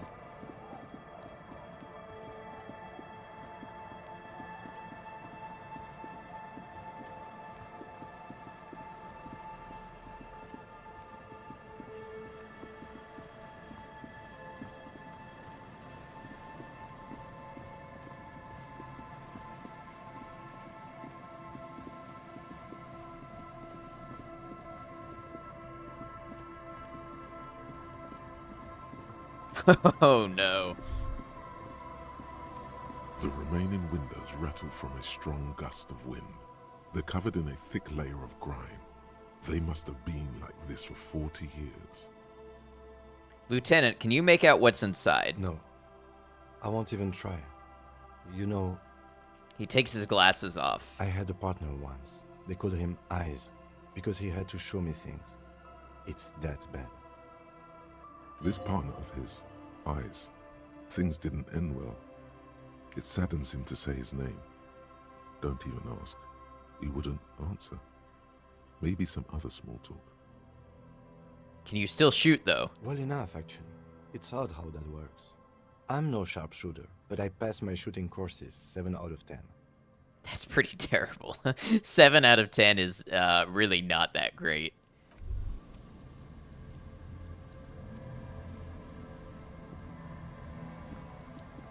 So this is the Feld building, so I really feel there ought to be a trap around here somewhere.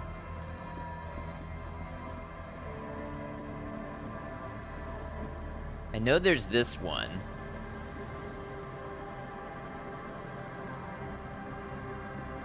This is the trap Morel just set.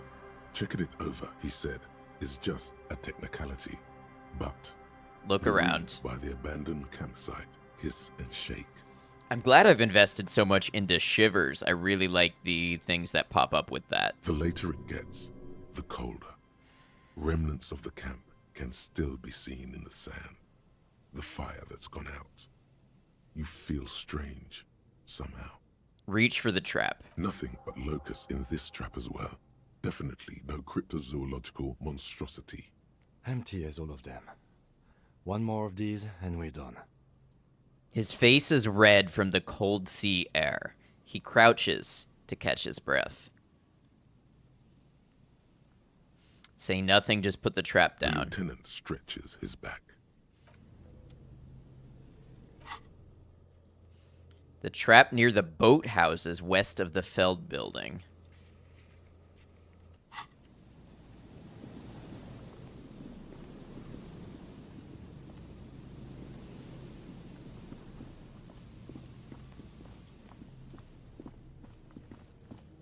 Guess I'm confused where that would be. Oh, are these boathouses? Yes, okay. It takes you a moment, but finally, you spot the last of Morel's traps. This one's partially obscured by the reeds.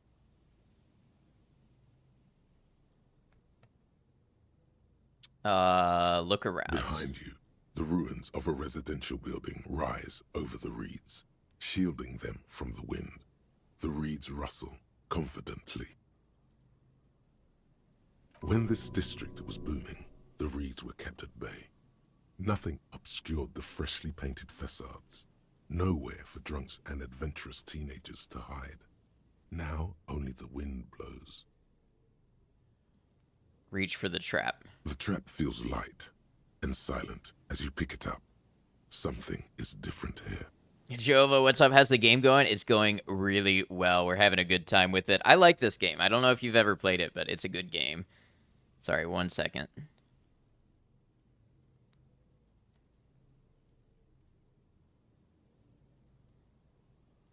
Heard great things. Yeah, it's really good. No locusts. No locusts. No phasmid either, but still. Look closer still. Well, the bait worked on something. This doesn't mean it was a reed monster, though.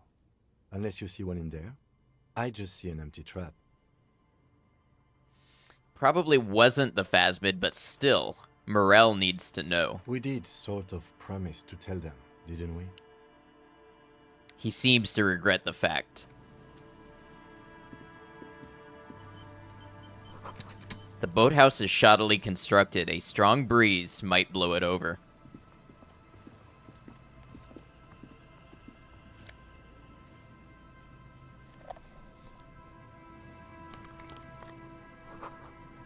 No boat in the boathouse today.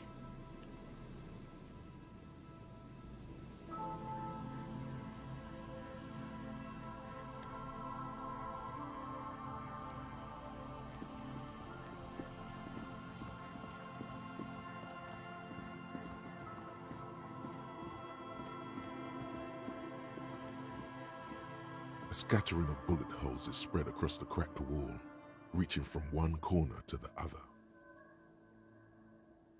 Huh. I have a 72% chance to try this heroic check. Because I know about the other bullet holes and the revolution and felt electrical. I like this. I like that paying attention and gathering little details in the game pays off in the dialogue. Wonder if the traps didn't work because it whimdy. It fucking whimdy. Unable to piece together the big picture just now. There's a hole in their hypothesis. I had a 72% chance and I blew it.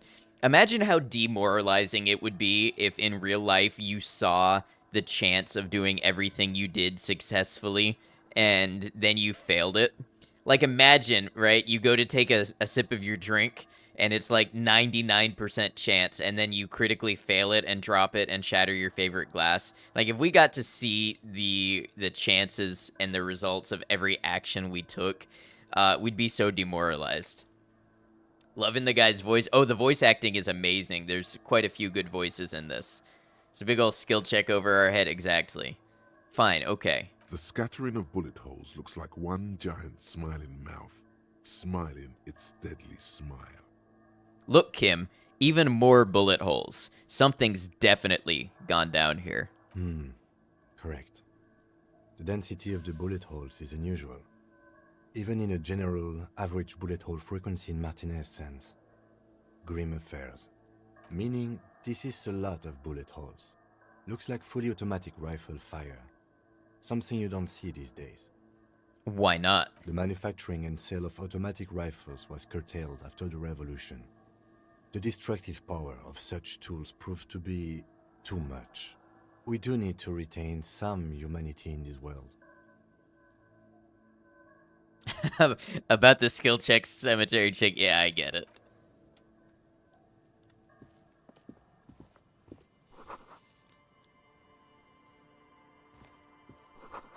An old ticket taker booth, no longer in operation.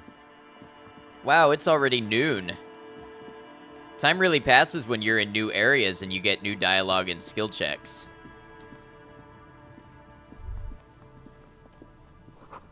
This section of the coast hasn't been used in decades.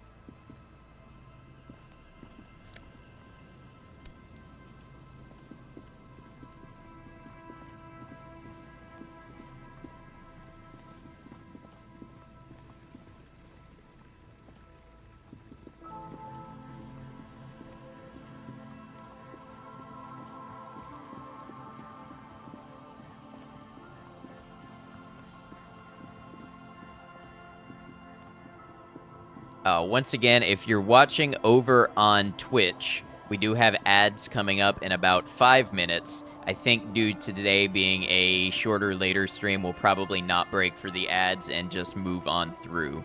So just your heads up on that.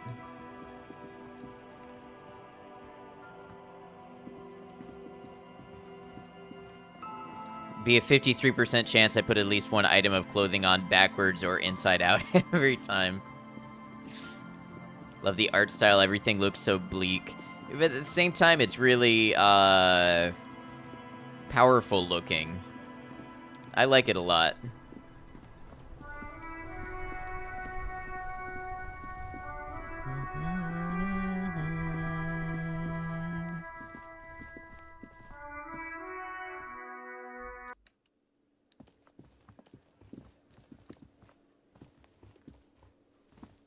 It's great to see you again, officer.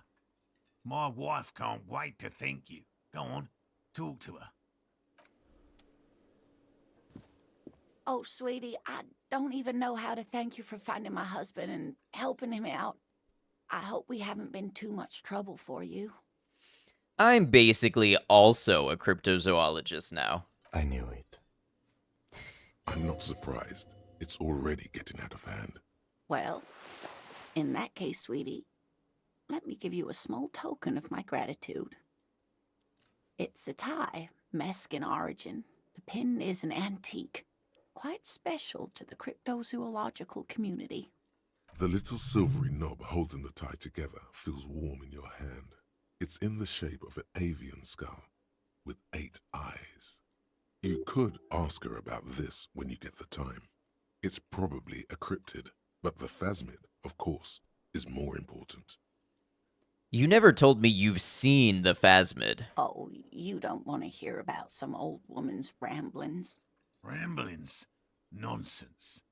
Your description of the phasmid is the most precise I've ever heard. But, darling, I didn't even get the size of it right. You were a child, my dear. Really. Need to head out, enjoy the game. Have a good one, describe. Imcubush. Thank you for hanging with us. Tell our friend about it. He's proven his interest in the field. Reflexively, the lieutenant read his familiar notebook. Well, it was summer. I was building a racing track out of sand on the beach near a tall stand of reeds. Quite a tall one. Many times my height, I remember. When, all of a sudden... What happened? I looked up, and one of the reeds moved. Not like a plant, but like a living thing. It stood up and looked at me. Its body unfolded like some antique toy. I'd never seen anything like it. The reeds turned into a creature. I didn't know this can happen, so I reached my arm and touched the thing. It felt just like a stalk of reed, but it moved, swaying, towering above me. After a while, 20 seconds, a minute maybe, it left, went into the reeds. Did you follow I it? tried, but I was only a child. There was mud and high water. I couldn't see it anymore. I was just standing there, knee-deep in mud, looking around me. Where did you go? Don't go. I ran back home to my grandmother and asked her if reeds could walk, and told her they were looking at me. Of course, she just laughed at me, but I knew what I'd seen. For years, it was a story I told at parties when I wanted to impress boys. That sort of thing. Of course, most people just took it as a strange, amusing anecdote. So did I, honestly. But then I met Morel. We were on a date. Can you imagine? She tells me a story, and it's the most detailed report of the Insulindian phasmid I've ever heard. The sounds. She told me it hissed. What's up, Valdez? So that's how they met. This is beyond significant for them. It did, yes. Like reeds in a gust of wind. Guys will hear about cryptids and just think, hell yeah, I'm one of them. The way it moved, the colour, how some of its limbs were white, like marble. It matched perfectly with what I know from other accounts. It was amazing. If it weren't for Lena, I might have given up hope years ago. It's no exaggeration to say that she restored my faith in my profession. You were on a date. Our first, yes. The old woman looks at her husband tenderly. Its limbs are white. Not all of them. There is some white coloration reported, along with beige, where the camouflage ends. How big was it? It's hard to say how big things are when you're quite small yourself. To me, it seemed to be taller than I was then, but that's probably not the case. Maybe you imagined it, Lena. How could she? Who imagines this? She didn't know about the phasmid. This is the main thing here, what makes it a confirmed sighting. She had no previous knowledge of the insect. So she couldn't have made it up, or imagined it. That's true, yes. I'm almost certain neither my mother nor my grandmother knew of it. It was only when I started telling my story as a teenager that boys would tell me, Lena, you trying to tell us you saw the Insulindian phasmid out there in those reeds? Get Thanks out for of hanging on here." through the ads. They just give me a cider and ruffle my hair and tell me to stop dreaming. But I saw it. Kim, what do you think of this? I thought it was a wonderful story, man. He closes his notes and gives her a simple smile. But I don't believe it. A child left unattended on a warm day. Children make up stories and then end up believing them. Thank you for sharing this with me. You're welcome, sweetie. I do appreciate the chance to relive it whenever I get one. It was just such an impossibly sunshiny day. So warm. And she could get up and walk right into the reeds on her own. Into the mud. Anywhere. That's all for now, ma'am. Nothing like the gratitude of a good woman. Now then, what can I do for you? He gives you a gruff pat on the shoulder. He tries to play it cool, remain professorial. But inside, this man is itching for some news on those traps. So I checked all the traps. Good. Okay. And? And one of them was empty. Completely empty? Yes, there was nothing in the trap. No locusts, no phasmid. No locusts? No phasmid either? That's not ideal, but... It just means the Insulindian phasmid is even more clever than we thought. She's engaging in a well-known self-deception called motivated reasoning. You should correct them. Of course, more clever. You're dealing with a subject near and dear to their hearts. It might behove you to tread lightly. Yes, the Phantasmadeia picked off the locusts and escaped. This is good news, though we'll have to reconsider the design of the traps, make them more secure. Another trip to the reeds.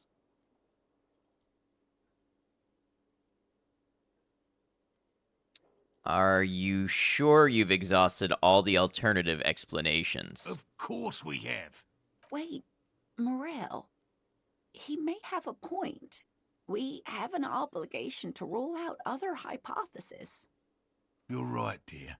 It's a fair point. But what other explanation could there be? Pardon me. This is a big deal for us. You've helped us twice now, and brought some great news too. My gratitude, and the gratitude of the Société Cryptozoologique de Ravachol, is yours. Heartfelt gratitude. But does it feel like closure? What really happened? Thank you, it's an honor. We should probably return to our main investigation here. This has been refreshing, but Helping cryptozoologists isn't really a priority for our organization, is it? The lieutenant looks out the window, impatiently. Damn it, Lieutenant. Have you no intellectual curiosity? Develop an alternative theory about the missing locusts. Consider the way the empty trap was disturbed, as though shaken. Most likely the hands of a young person. Hands small enough to fit inside the trap, too. You should ask the red-headed boy, Kuno. I think a little hooligan called Kuno may have stolen the locusts. A little hooligan? But what would a child want with bags? Oh, my dear Morel, you've been an old man for too long. Kids love to torment insects almost as much as they love to torment old folks. I'll talk to the little gremlin and see if anything comes up. Delinquents, my favorite. It doesn't sound like it's really his favorite. Oh, you've been such a dear to us. Please, let us know whatever you turn up. I have a feeling we're getting so close. Well, I see you've got all the help you need. I'll see you tonight at my place. Let's play suzerainty, but no more field trips for me. After this is your last chance to talk to Gary. Really, Gary? We're getting somewhere here. I'd love to play suzerainty, but... Lena, I'm sorry, but you're not getting anywhere. It was some kids. I know the little mutants around here. Leave anything out in the open and they'll steal it, even if it's bugs. He looks at his tea. Morel, it's been fun, really, but I need a bath and I have deliveries to handle. When this tea is done, I gotta run. No need to apologize, Geary. You've been more than helpful. We'll have to take a rain check on that game of suzerainty today, though. We're gonna follow this through. I'll get going. All right, let's talk to Gary the crypto-fascist. Not exactly... I really owe you one for getting us out of those reeds, officer. Finally got all that soot out of my hair. Name's Gary. Yellow man. I mean, officer. Okay. The lieutenant raises his eyebrows slightly and takes out his notebook. Not a lover of the great outdoors. I like nature, just not this bloody coast. It's mostly drunks and degenerates that come here. Sadly, I think I might be a drunk, or a degenerate, maybe even both. Dark times will do that to good men. He nods gravely, then shifts his gaze to the floor tiles. Serious question time. This man is no innocent. No one is. You were surprised to see my colleague, Lieutenant Kitsuragi. Not many Sealites here, or anywhere, other than Sail. I meant no offense, truly. Do you have a problem with Saolites? No problem at all. He flashes an impenetrable smile at the lieutenant. Do you know anything about the man hanged behind the whirling in rags? Oh, so that's what the RCM in Martinez is about. Great to hear someone's finally taking care of that. So you do know something about it? No. Nothing. He was some kind of mercenary. But everyone here knows that. I'm just glad to hear you're looking into it. That's all. Are you a cryptozoologist too? No. I help Morel with research sometimes, and I've learned some things along the way. But I don't usually go in for picnics like this on my own. After all this time with Morel, he must have an opinion on cryptids. This could lead to a good one. I'm into cryptids. Do you have a favorite? Oh, yes. The burning rhino. Morel doubts he's real, but I don't much care, because I won't be the one looking for him out in Safra Serai. What's a burning rhino? A rhinoceros that looks ordinary during the day, but burns brightly by night. Well, at least the males do. How do they burn? They have special ducts just above their shoulder blades that secrete a combustible fluid. When the rhino is just beginning to light itself, it looks as though it has wings of fire. But how is this combustible fluid lit? How does the lighting of this fluid actually work? The rhino starts running very fast to build heat, then stops, raises its head, and sparks fly from its neck, setting its back ablaze. This seems unlikely. Yeah, well, Revacol used to be a flaming rhino once, a long time ago. That seems unlikely too, doesn't it? Super solid argument, Gary. Can't argue with that. Why only the males? The flames are not just for decoration. They are an integral part of the beast's mating behavior. How so? During the burning rhino's mating season, herds of male rhinos, all aflame, encircle herds of female rhinos, forming a fiery ring as they begin to copulate loudly. Local peasants call it the passion ring. The passion They ring. fear the rhinos, as perhaps they should. Anyway, The lieutenant sighs without looking up from his notes.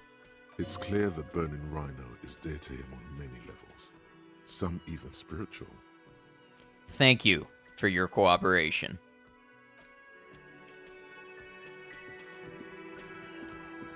What a cryptid fascist. Yeah, I don't like associating with anything fascist. But this is a game about associating with people with different viewpoints from your own. Or maybe that's just what I've picked up because I don't agree with anybody on anything, and so I'm always talking to people with whom I don't agree. But that very much feels like this is a game about having conversations about things you don't agree with.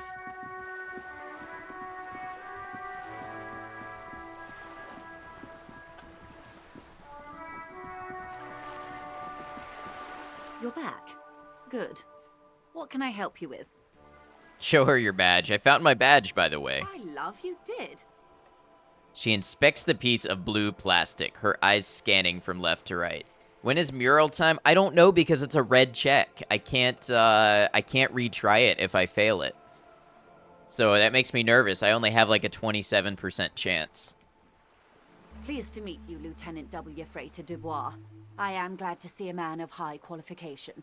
The situation is precarious. What can I help you with, Lieutenant Freighter?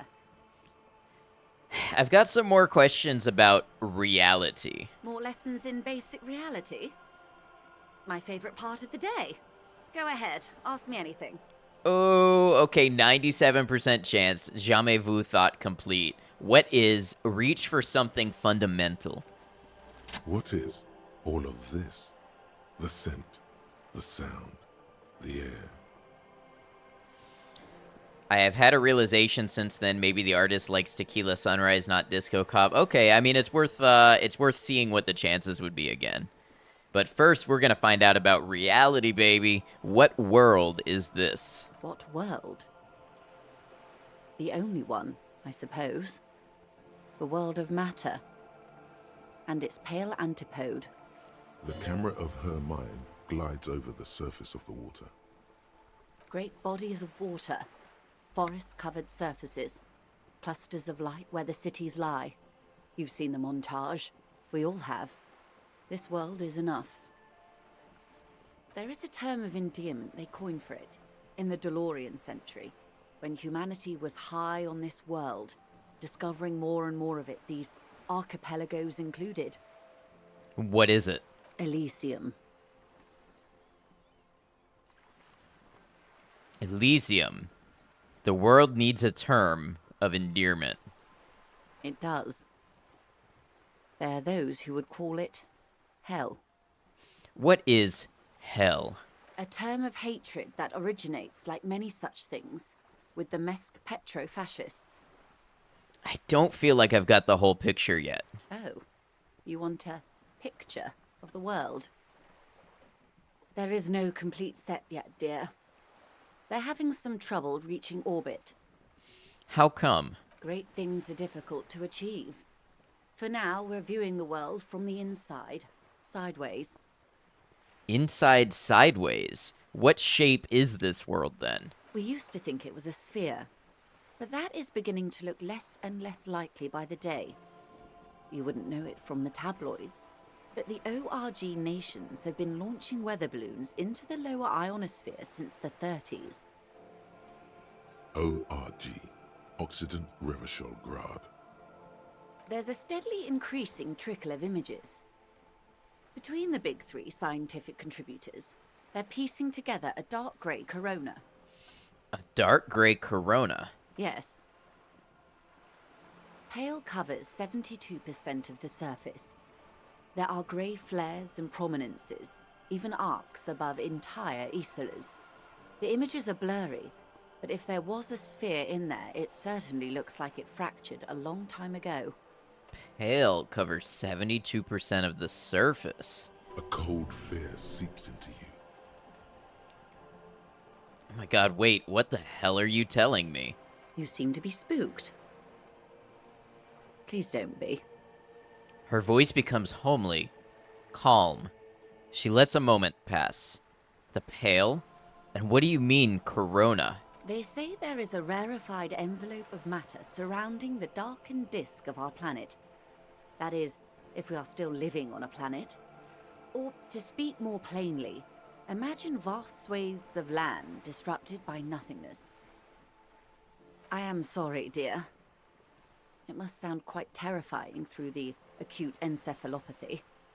Even scientific positivism isn't entirely convinced about what we're dealing with here.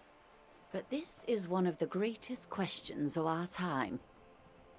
Maybe when they get the complete set together, it will jolt us out of our rut, bring us together, however naive it may sound.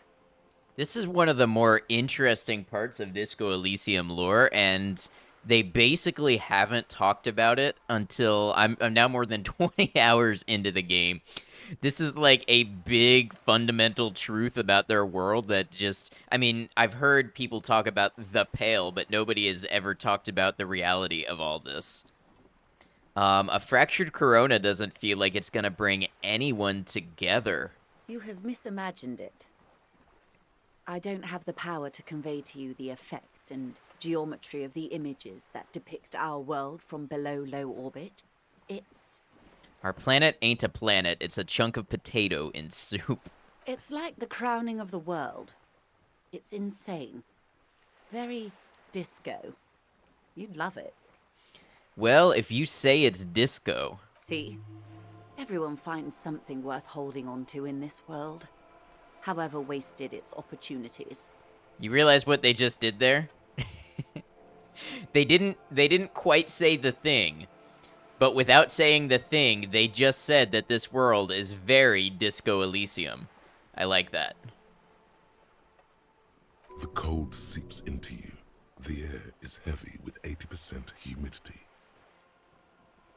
Suddenly, you're conscious of yourself standing there, on whatever this all is. Your arms hang down by your sides. The lieutenant observes you both, silently. He adjusts his glasses. You said pale. What is pale? You didn't quite get this last time. Is seeing it again helping put things together for you? The Pale is not, technically speaking, part of reality. Yes. Also, I think we've had enough excitement for today. We do have a case to attend to. His voice is low, but firm. All she can say is, Of course, Lieutenant. Let's try something else. What do you mean it's not part of reality? Ma'am, remember you are dealing with a very sensitive and impressionable police officer who is still recovering from a recent medical episode. Oh yeah, like enjoying scenery from the passenger seat. The Lieutenant's right. Let's change topics. What do you want to know? Anything. New task. Talk to Joyce about the Pale without Kim. Okay. This is not going to happen with the lieutenant present, unless you can convince him to step aside. Ooh, 83% chance. Ask for Kim to step away while you discuss the Pale. Good idea. Just ask him. He won't make a scene. Kim, can I talk to the ma'am alone for a second? Fine. He steps away with his notes. See? What can he do? You're a grown man. Now, what is the Pale? Are you sure you're sure? Your colleague seemed adamant. Yes. What is the Pale? Okay. The Pale is the most dominant geological feature of the world, Detective. The separative tissue between the islas. It is the inter-islary mass. Wait, and what is an isla? Isla is a Messinian word for a continent of matter, enveloped on all sides by the Pale. Also, isolation, or landmass. We used to believe there was only one. In the last 4 centuries, we have discovered 7. Mundi, Seol, Samara, Ilmara, Grad, Katla, and this, Insulinde. And Insulinda is... An oceanic isla. It comprises mostly of water. Muindi is the largest, Katla the coldest, Insulinde the bluest. What can I say? Each is perishing and dear. So I now understand what they mean when they talk about things being inter-isolary, but how do you travel between isla? I'm assuming...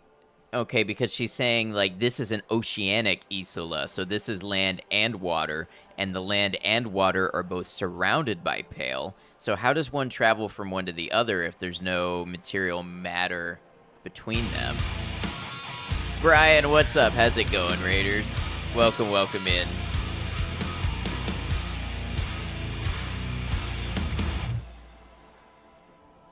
Brian, how was your stream? How was Elden Ring? Feel free to let us know. Friends, Brian is a friend of the channel who has recently got started streaming. Brian, let us know if you have made your 50 followers or not for affiliate. But Brian is good-hearted, good personality, very chill place to hang out, and plays... let me come over here for a second. Plays a lot of Elden Ring, currently doing a no healing challenge of Elden Ring. Also plays some Dead by Daylight, and I'm sure maybe some other games in there as well. Nick's Moonlight, welcome in, good to have you. Raiders, if you don't know me, I'm Ad Noctum. I'm a variety streamer on Twitch and YouTube. I play a variety of games, mostly single-player, story-based experiences. So action, horror, Souls-like RPG, a little bit of everything. Today we're playing Disco Elysium, which is a very cool, in-depth, dialogue-heavy RPG. Brian, not quite to 50 yet, but getting there. If you'd like to support a new streamer who's on their way to affiliate and is a good member of the community and has a good place to hang out, consider dropping a follow over on Brian. Check him out for a future stream. Maybe you like what you see over there. Thanks for the raid. Thanks for bringing your community over. I really appreciate it.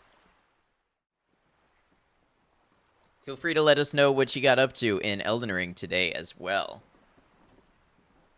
We're just, we're having a philosophical conversation in the game about, well, the very existence of the world itself.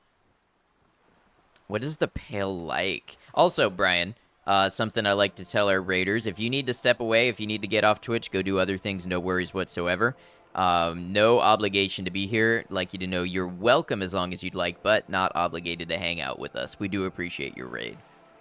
So let's find out, what is the Pale like? We know it's a non-material thing that separates parts of the world. Achromatic, odorless, featureless. The Pale is the Nick's enemy of Moonlight, thank you matter for the and follow. life. It is not like any other, or anything in the world. It is the transition state of being into nothingness. Yeah, so we're just finding out that this world that they're on...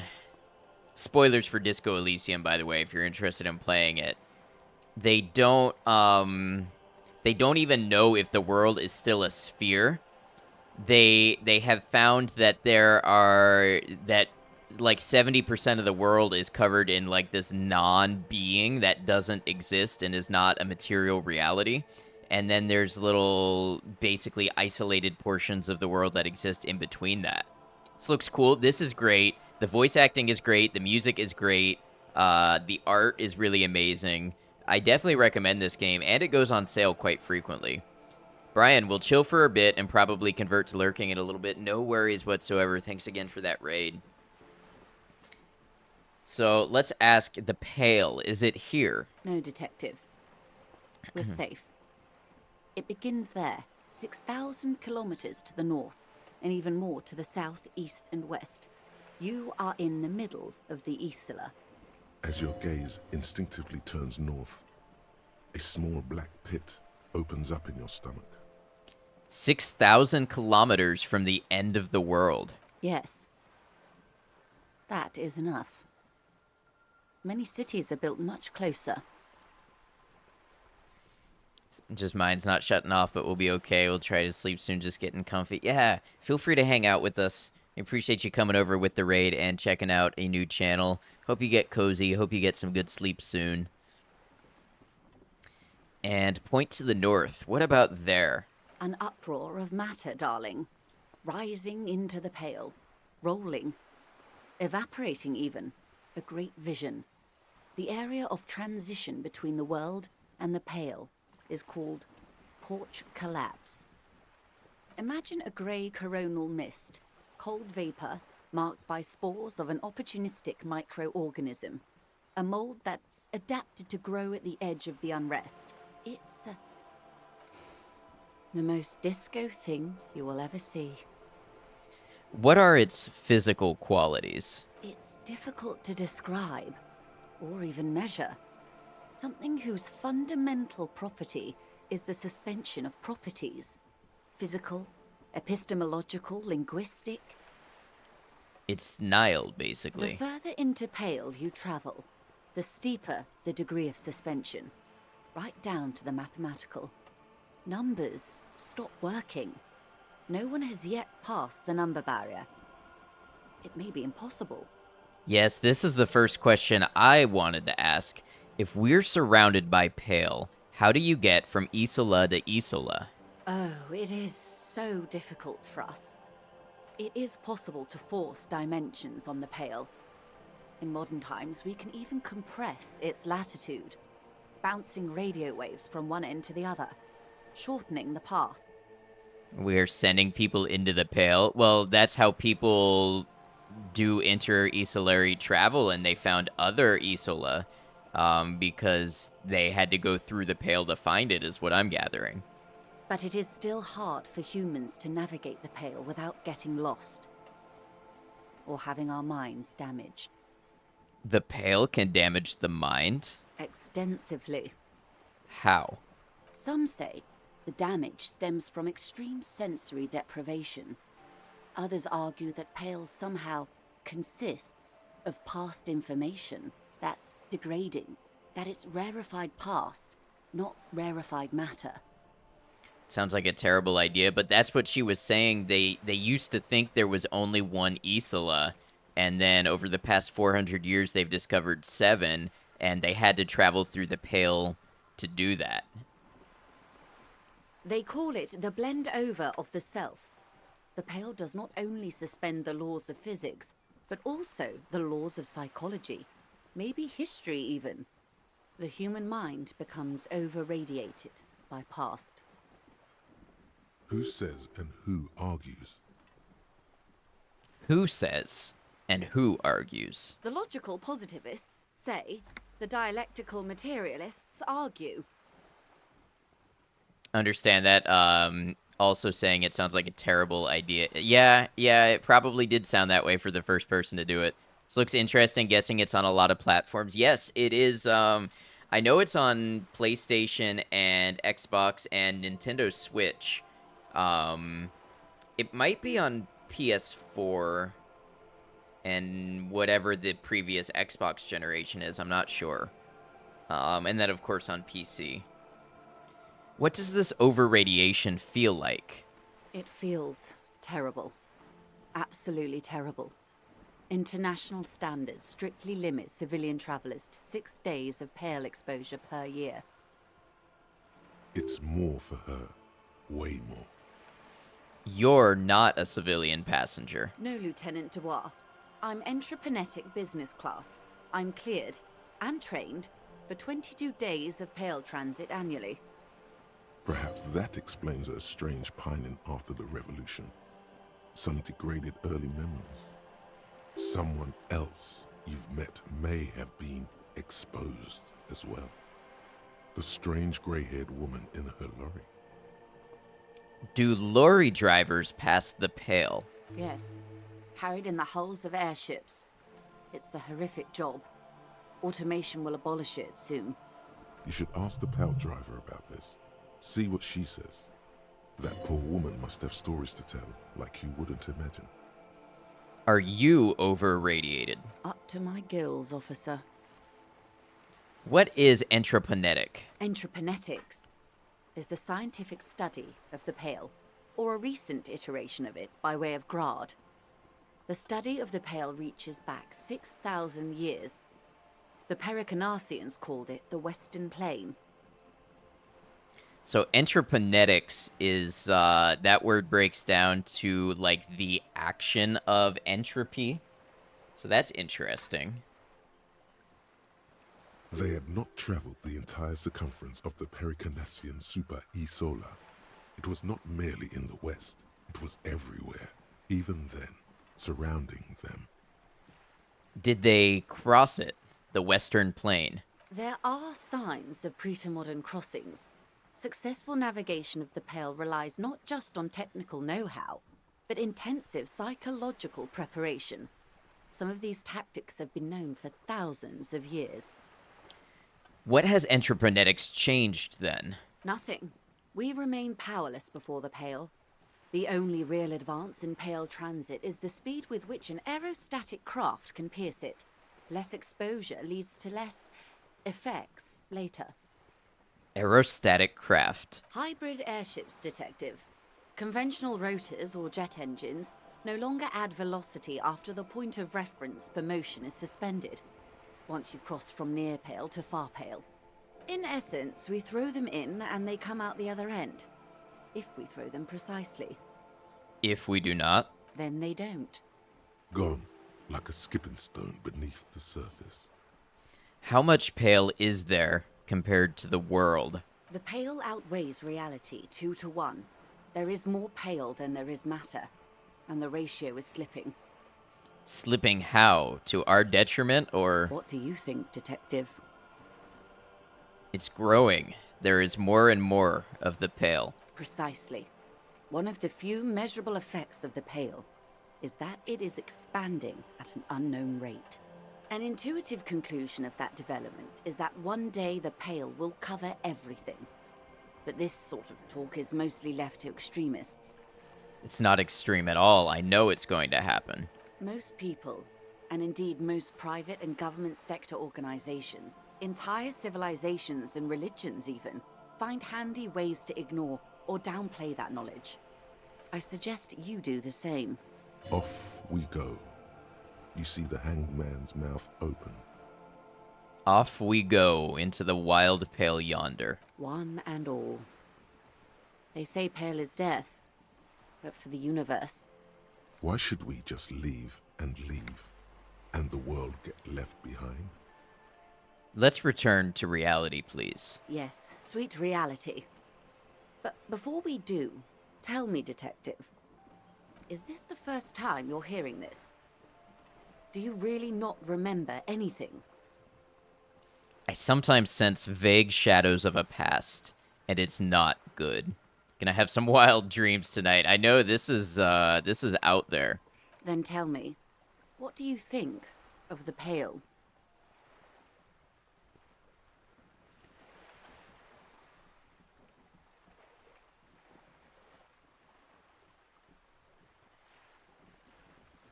You were right. It's Disco. Mm-hmm. Her eyes tense. Crow's feet radiate from them. She observes you.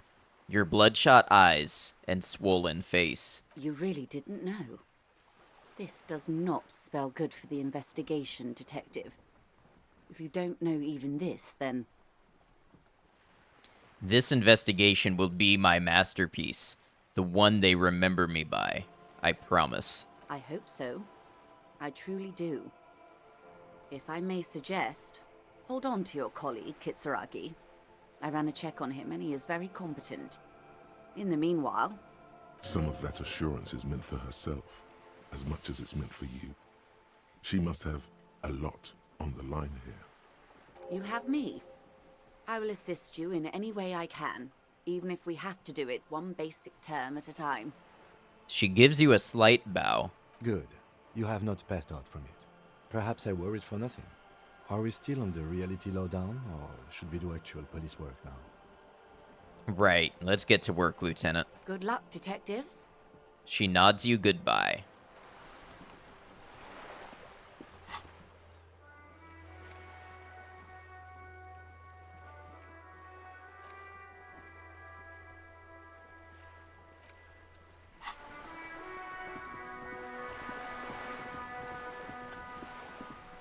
Well, that was a fascinating conversation.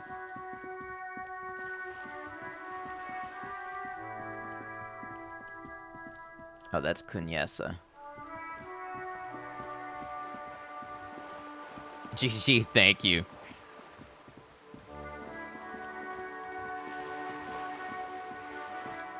It's so hard to tell how I'm doing in this game. So much of this is a big mystery that I feel I'm just stumbling through, and yet somehow I believe that part of it is how that is this game's metaphor for life. Feel very tired, so going to lurk and listen till you drop. Sounds good. Get some good rest. I appreciate you. Kuno's like Kuno's dad? Kuno doesn't give a fuck about anything. You wouldn't happen to know anything about any missing locusts. So glad you're enjoying the disco, thank you. No, Kuno doesn't give a fuck about bugs. So he knows locusts are bugs. Oh my god, I told you that shit is lame! Shut up, see. Now they're gonna take you to lame prison! She sounds like she's about to cry, out of disappointment at Kuno's newfound lameness. Hold on, no one is lame here. Just tell me what happened. Deny everything, Kuno. You need to lawyer up. Kuno's not gonna say anything without his lawyer present. There's definitely something going on here. Remember his pig's head shack? You should check it out. Okay, I'm off. Kuno doesn't fucking care.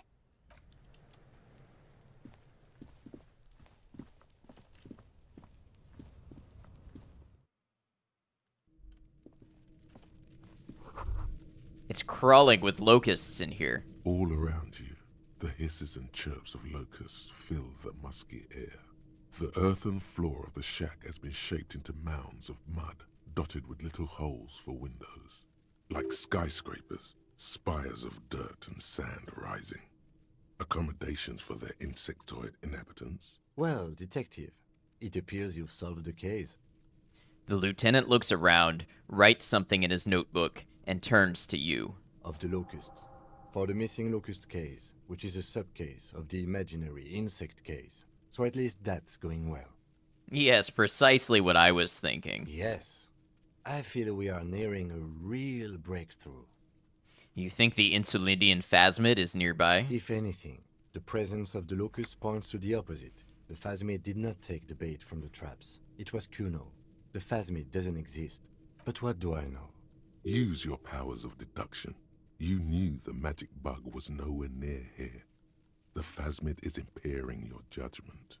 We should talk to Kuno about this. Get him to stop. I'll let you handle the Kuno side of things. You are doing just fine.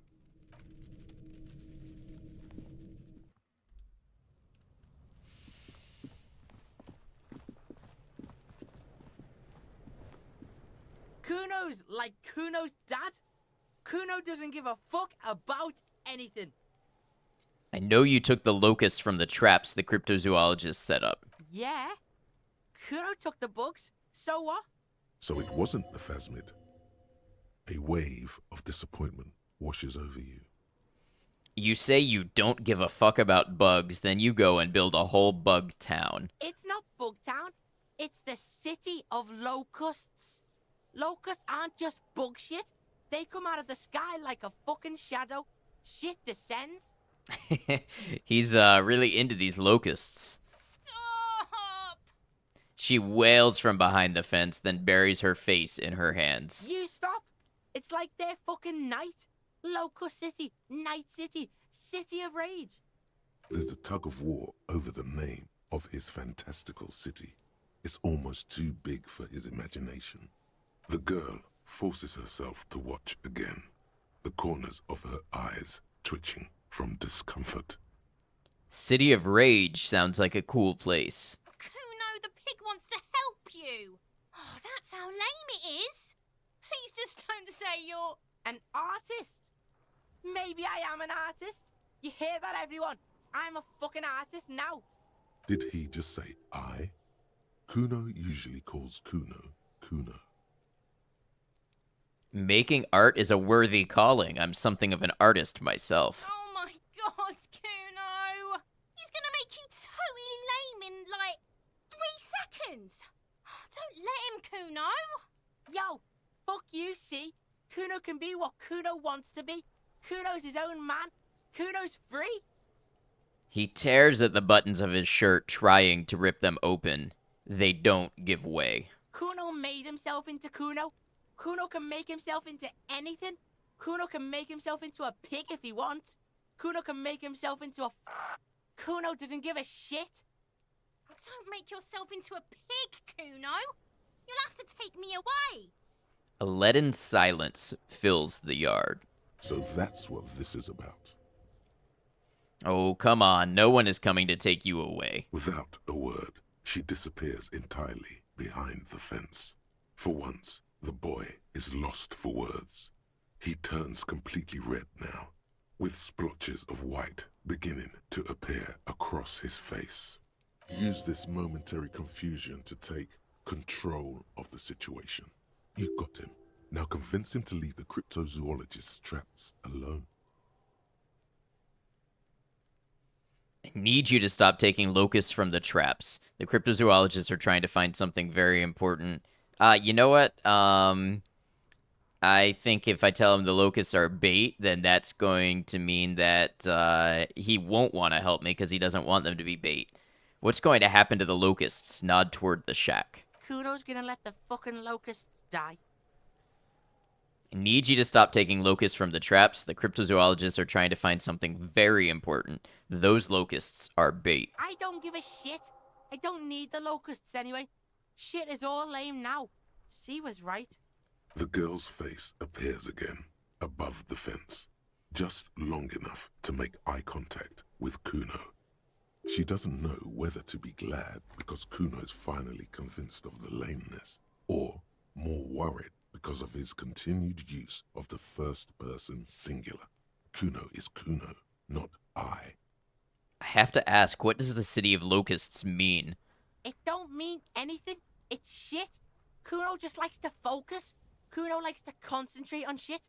Build shit when he's zipping hard. Fuck. He turns his face up to the heavens. Pig, you really shouldn't have fucked with Kuno City. Now it's all fucking lame. Okay, now that that's settled, I'd better be off. The fuck are they trying to catch anyway? With the traps? The Insulindian Phasmid. He mutters to himself. He recognizes the name. Wait, you know what the Insulindian Phasmid is? Bitches think Kuno doesn't know shit. The fuck out of here. Kuno's tired of this shit. There's silence between the two children. They're not saying anything to each other, nor looking in each other's direction. Huh. I feel like something significant just happened in Kuno Land. Let's report back to the cryptozoologist.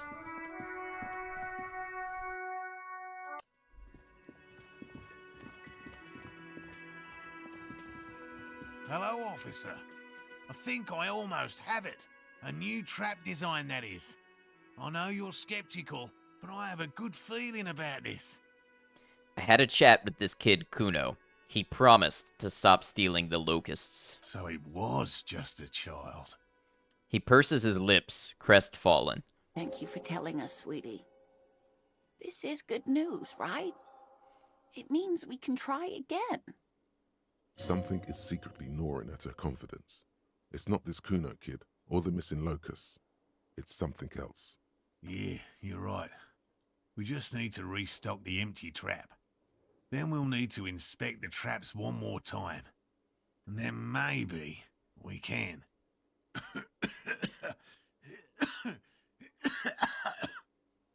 Darling, I told you to take it easy. You're getting sick. Maybe it's time to go home. You're right, you're right. We can come back next season, when it's warmer.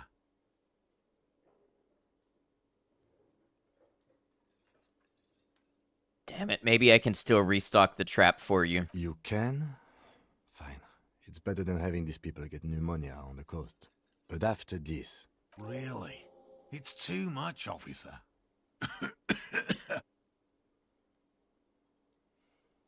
What has a bed that you can't sleep in? A river. Thank you. Thank you for that, Space Monkey. What Morel means is we're grateful for your help. Here's a fresh batch of locusts. They should slide right down the funnel. And thank you again.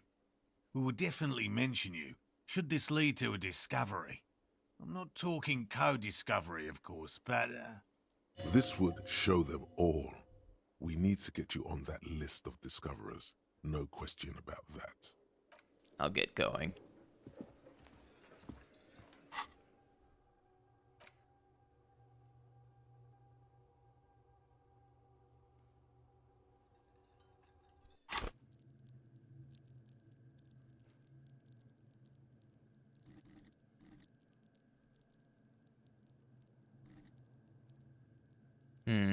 What do we want to raise?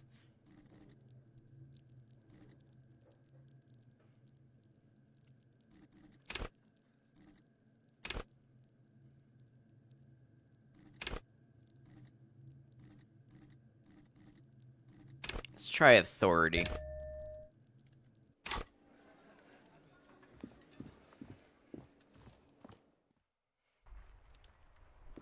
Okay, suddenly we've got a lot of stuff to do for the first time in a minute.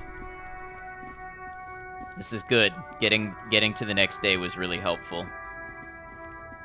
Still, I think I managed to squeeze everything I could out of the day before. Let's talk to the Pale Driver.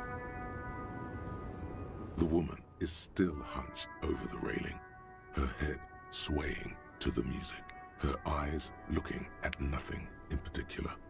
Snap your fingers in front of her face. Huh? What is it? What do you want? I think I know what's going on with you. And what is that? She sticks a filterless cigarette into a cigarette holder and reaches for the light. You're a Pale Driver. You transport goods through the Pale. Great. He asked the Pines rep about the Pale, and now he's talking to everyone about it. Fine then. Just try not to black out again, and don't contemplate. We don't have time for that. Don't contemplate, we don't have time for that. It's death, but for the universe, oh, we're contemplating the living shit out of this. Oh, I'm contemplating, Kim. I'm drawing existential conclusions from this. Exactly what I didn't want you to do. Ma'am, my partner wanted to know if you work in Pale Transport. No offense. But your partner? She lights the cigarette. A white and silver cloud of smoke disappears into her mouth. Seems like a bit of an idiot. I blacked out after a night of heavy drinking and lost all memory of the world. Like Gabriel Buenguerro in Pergunte a Poeira. You're the opposite of me, then. I remember everything. Even things I never knew. Things you never knew. The smell of liquor on Gabriel's lips after the shoot. In the motor park. Have a good one, Brian. Thanks again for the raid, and thanks for hanging with us. On the grand stairs. Hope you get some good rest. The smoke from the Fowling piece when Dolores Day was shot. The look on her face, like an orgasm. The wound in her chest. My hand in my father's hand. Except I never had a father. And I never shot her innocent Dolores Day. Over radiation? Heroic doses, Hervé. Heroic. Isn't that dangerous? Thought insertion? Dithering? The Grad Catalan Magistral? It's more than dangerous. It's sad. But at first I had to make a living. Now, when you've seen it all go away like that, rolling off like the sea, and then come back to this? She gestures at the square, the Broken Horse Monument, the clanging of machines in the distance. What are we doing here? For thousands of years, Gabriel. It doesn't have to be like this. We can just give up. We can just become a vapor. What does it look like, the pail? Like looking into the ocean at night, in the dark. And? You cannot see it, but you know it's there. And it's big, bigger than anything. Bigger than all the other things combined. What does it feel like? Nothing. Until it starts. When you are deep enough. Then, for me, it's like autumn. Dark, grey, and orange. The orange of street lights and the color of streets and electric light. It smells like autumn too. It smells terrible. Nostalgia. Cooped up in the cabin, shaking. Terrible nostalgia. For yourself. For humans. It's too much to bear. She loves it. How do you pass through it? In the belly of an airship, behind the stair windows. So you don't look straight into it. It's not advised to look into it. Not on this lorry, then. No, the same one, a roller. They all are nowadays. Special wheels for connecting to the floor of the hold. She points to the machines, clumped up like toys. One last thing, you said we can just become vapor? Yes. No elaboration.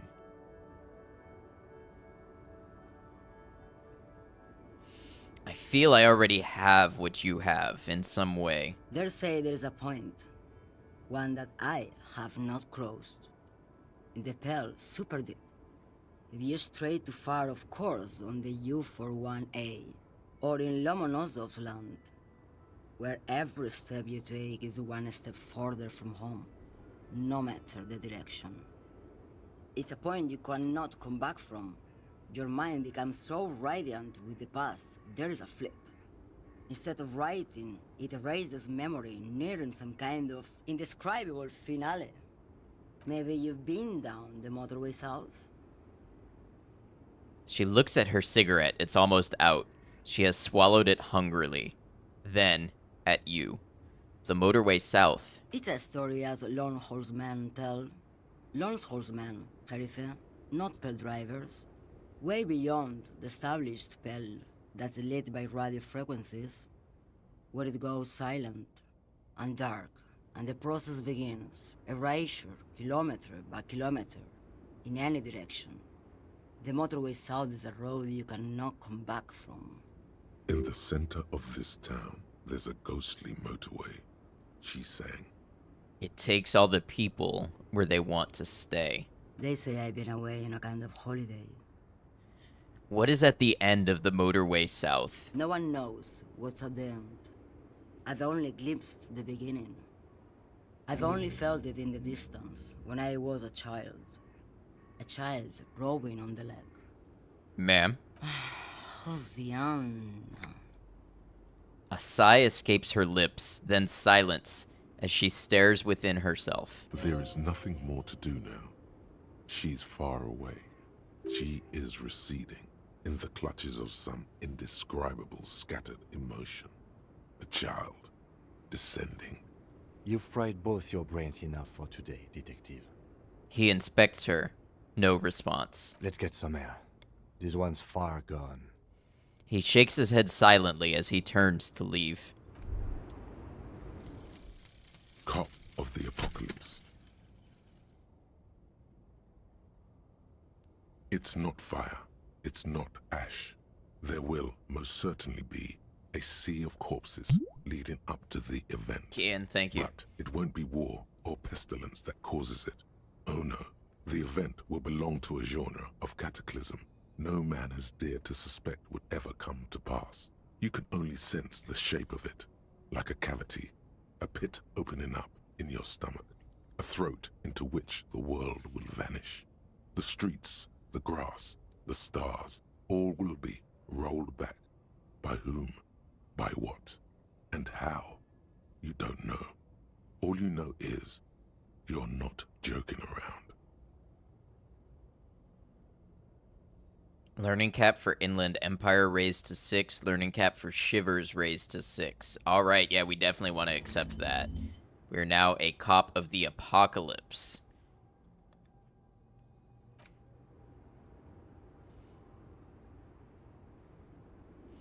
I really want to internalize this motorway south thought also, so we need another level. It looks like I can only internalize 5 more things before I have to start forgetting some. How we do it? We're doing all right, Kian. Hope you're doing well.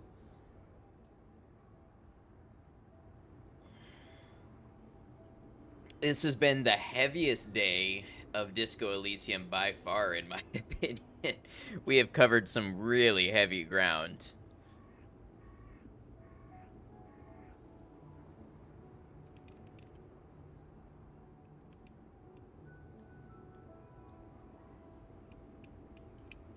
This game is so interesting.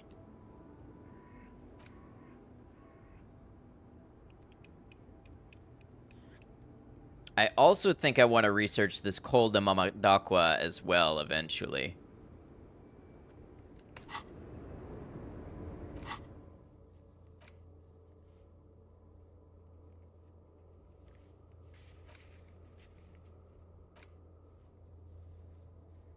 First restock the trap you left empty before. The trick is to remember which one it was. Okay, we'll remember that. I do think, though, as it's a little after 1 a.m., I think I'm gonna go ahead and wrap things up. Oh no, Bing Bong, welcome in. All right, this is gonna be good. I'm so sorry. We are just wrapping up. Today was good. Today we learned about the Pale. Today we became a cop of the apocalypse. Today was a good day. It was really interesting, but you have found us just as we were wrapping up. I know, I'm sorry, but it's 1 a.m. here. I gotta leave off. It's good to have you. What is your favorite skill thus far? Probably Shivers. I love the writing anytime Shivers pops. Inland Empire is very good. Let's see what else we have in here. Conceptualization. Shivers main. I'm not quite a Shivers main, but considering my physique is 2 and I have 5 Shivers, I've definitely invested in it. As well as the conceptualization and rhetoric and Inland Empire. I feel like it lets me see a lot of the thematic stuff behind this game, and a glimpse at some of the deeper lore.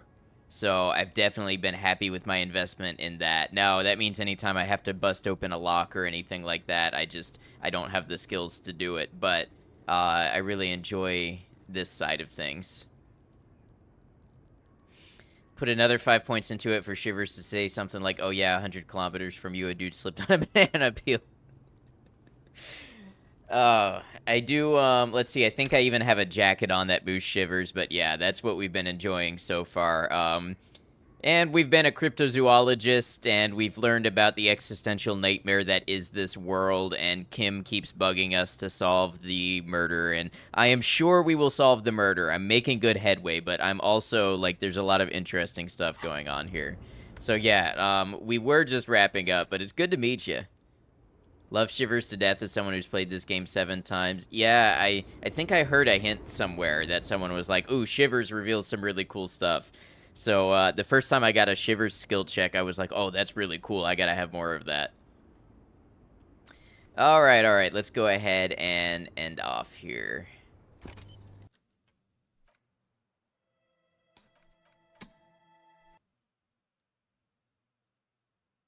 Good night, Bing Bong. Good to meet you. And let's say for the first part, good night to YouTube. Thank you for being here with us, whether you caught us live or watched the VOD later. I do more YouTube videos, and I pretty much stream live on YouTube anytime I'm on Twitch. So if you want to catch that, please consider subscribing. Catch me when I go live or upload a video next. Until we catch you again, take care of yourselves.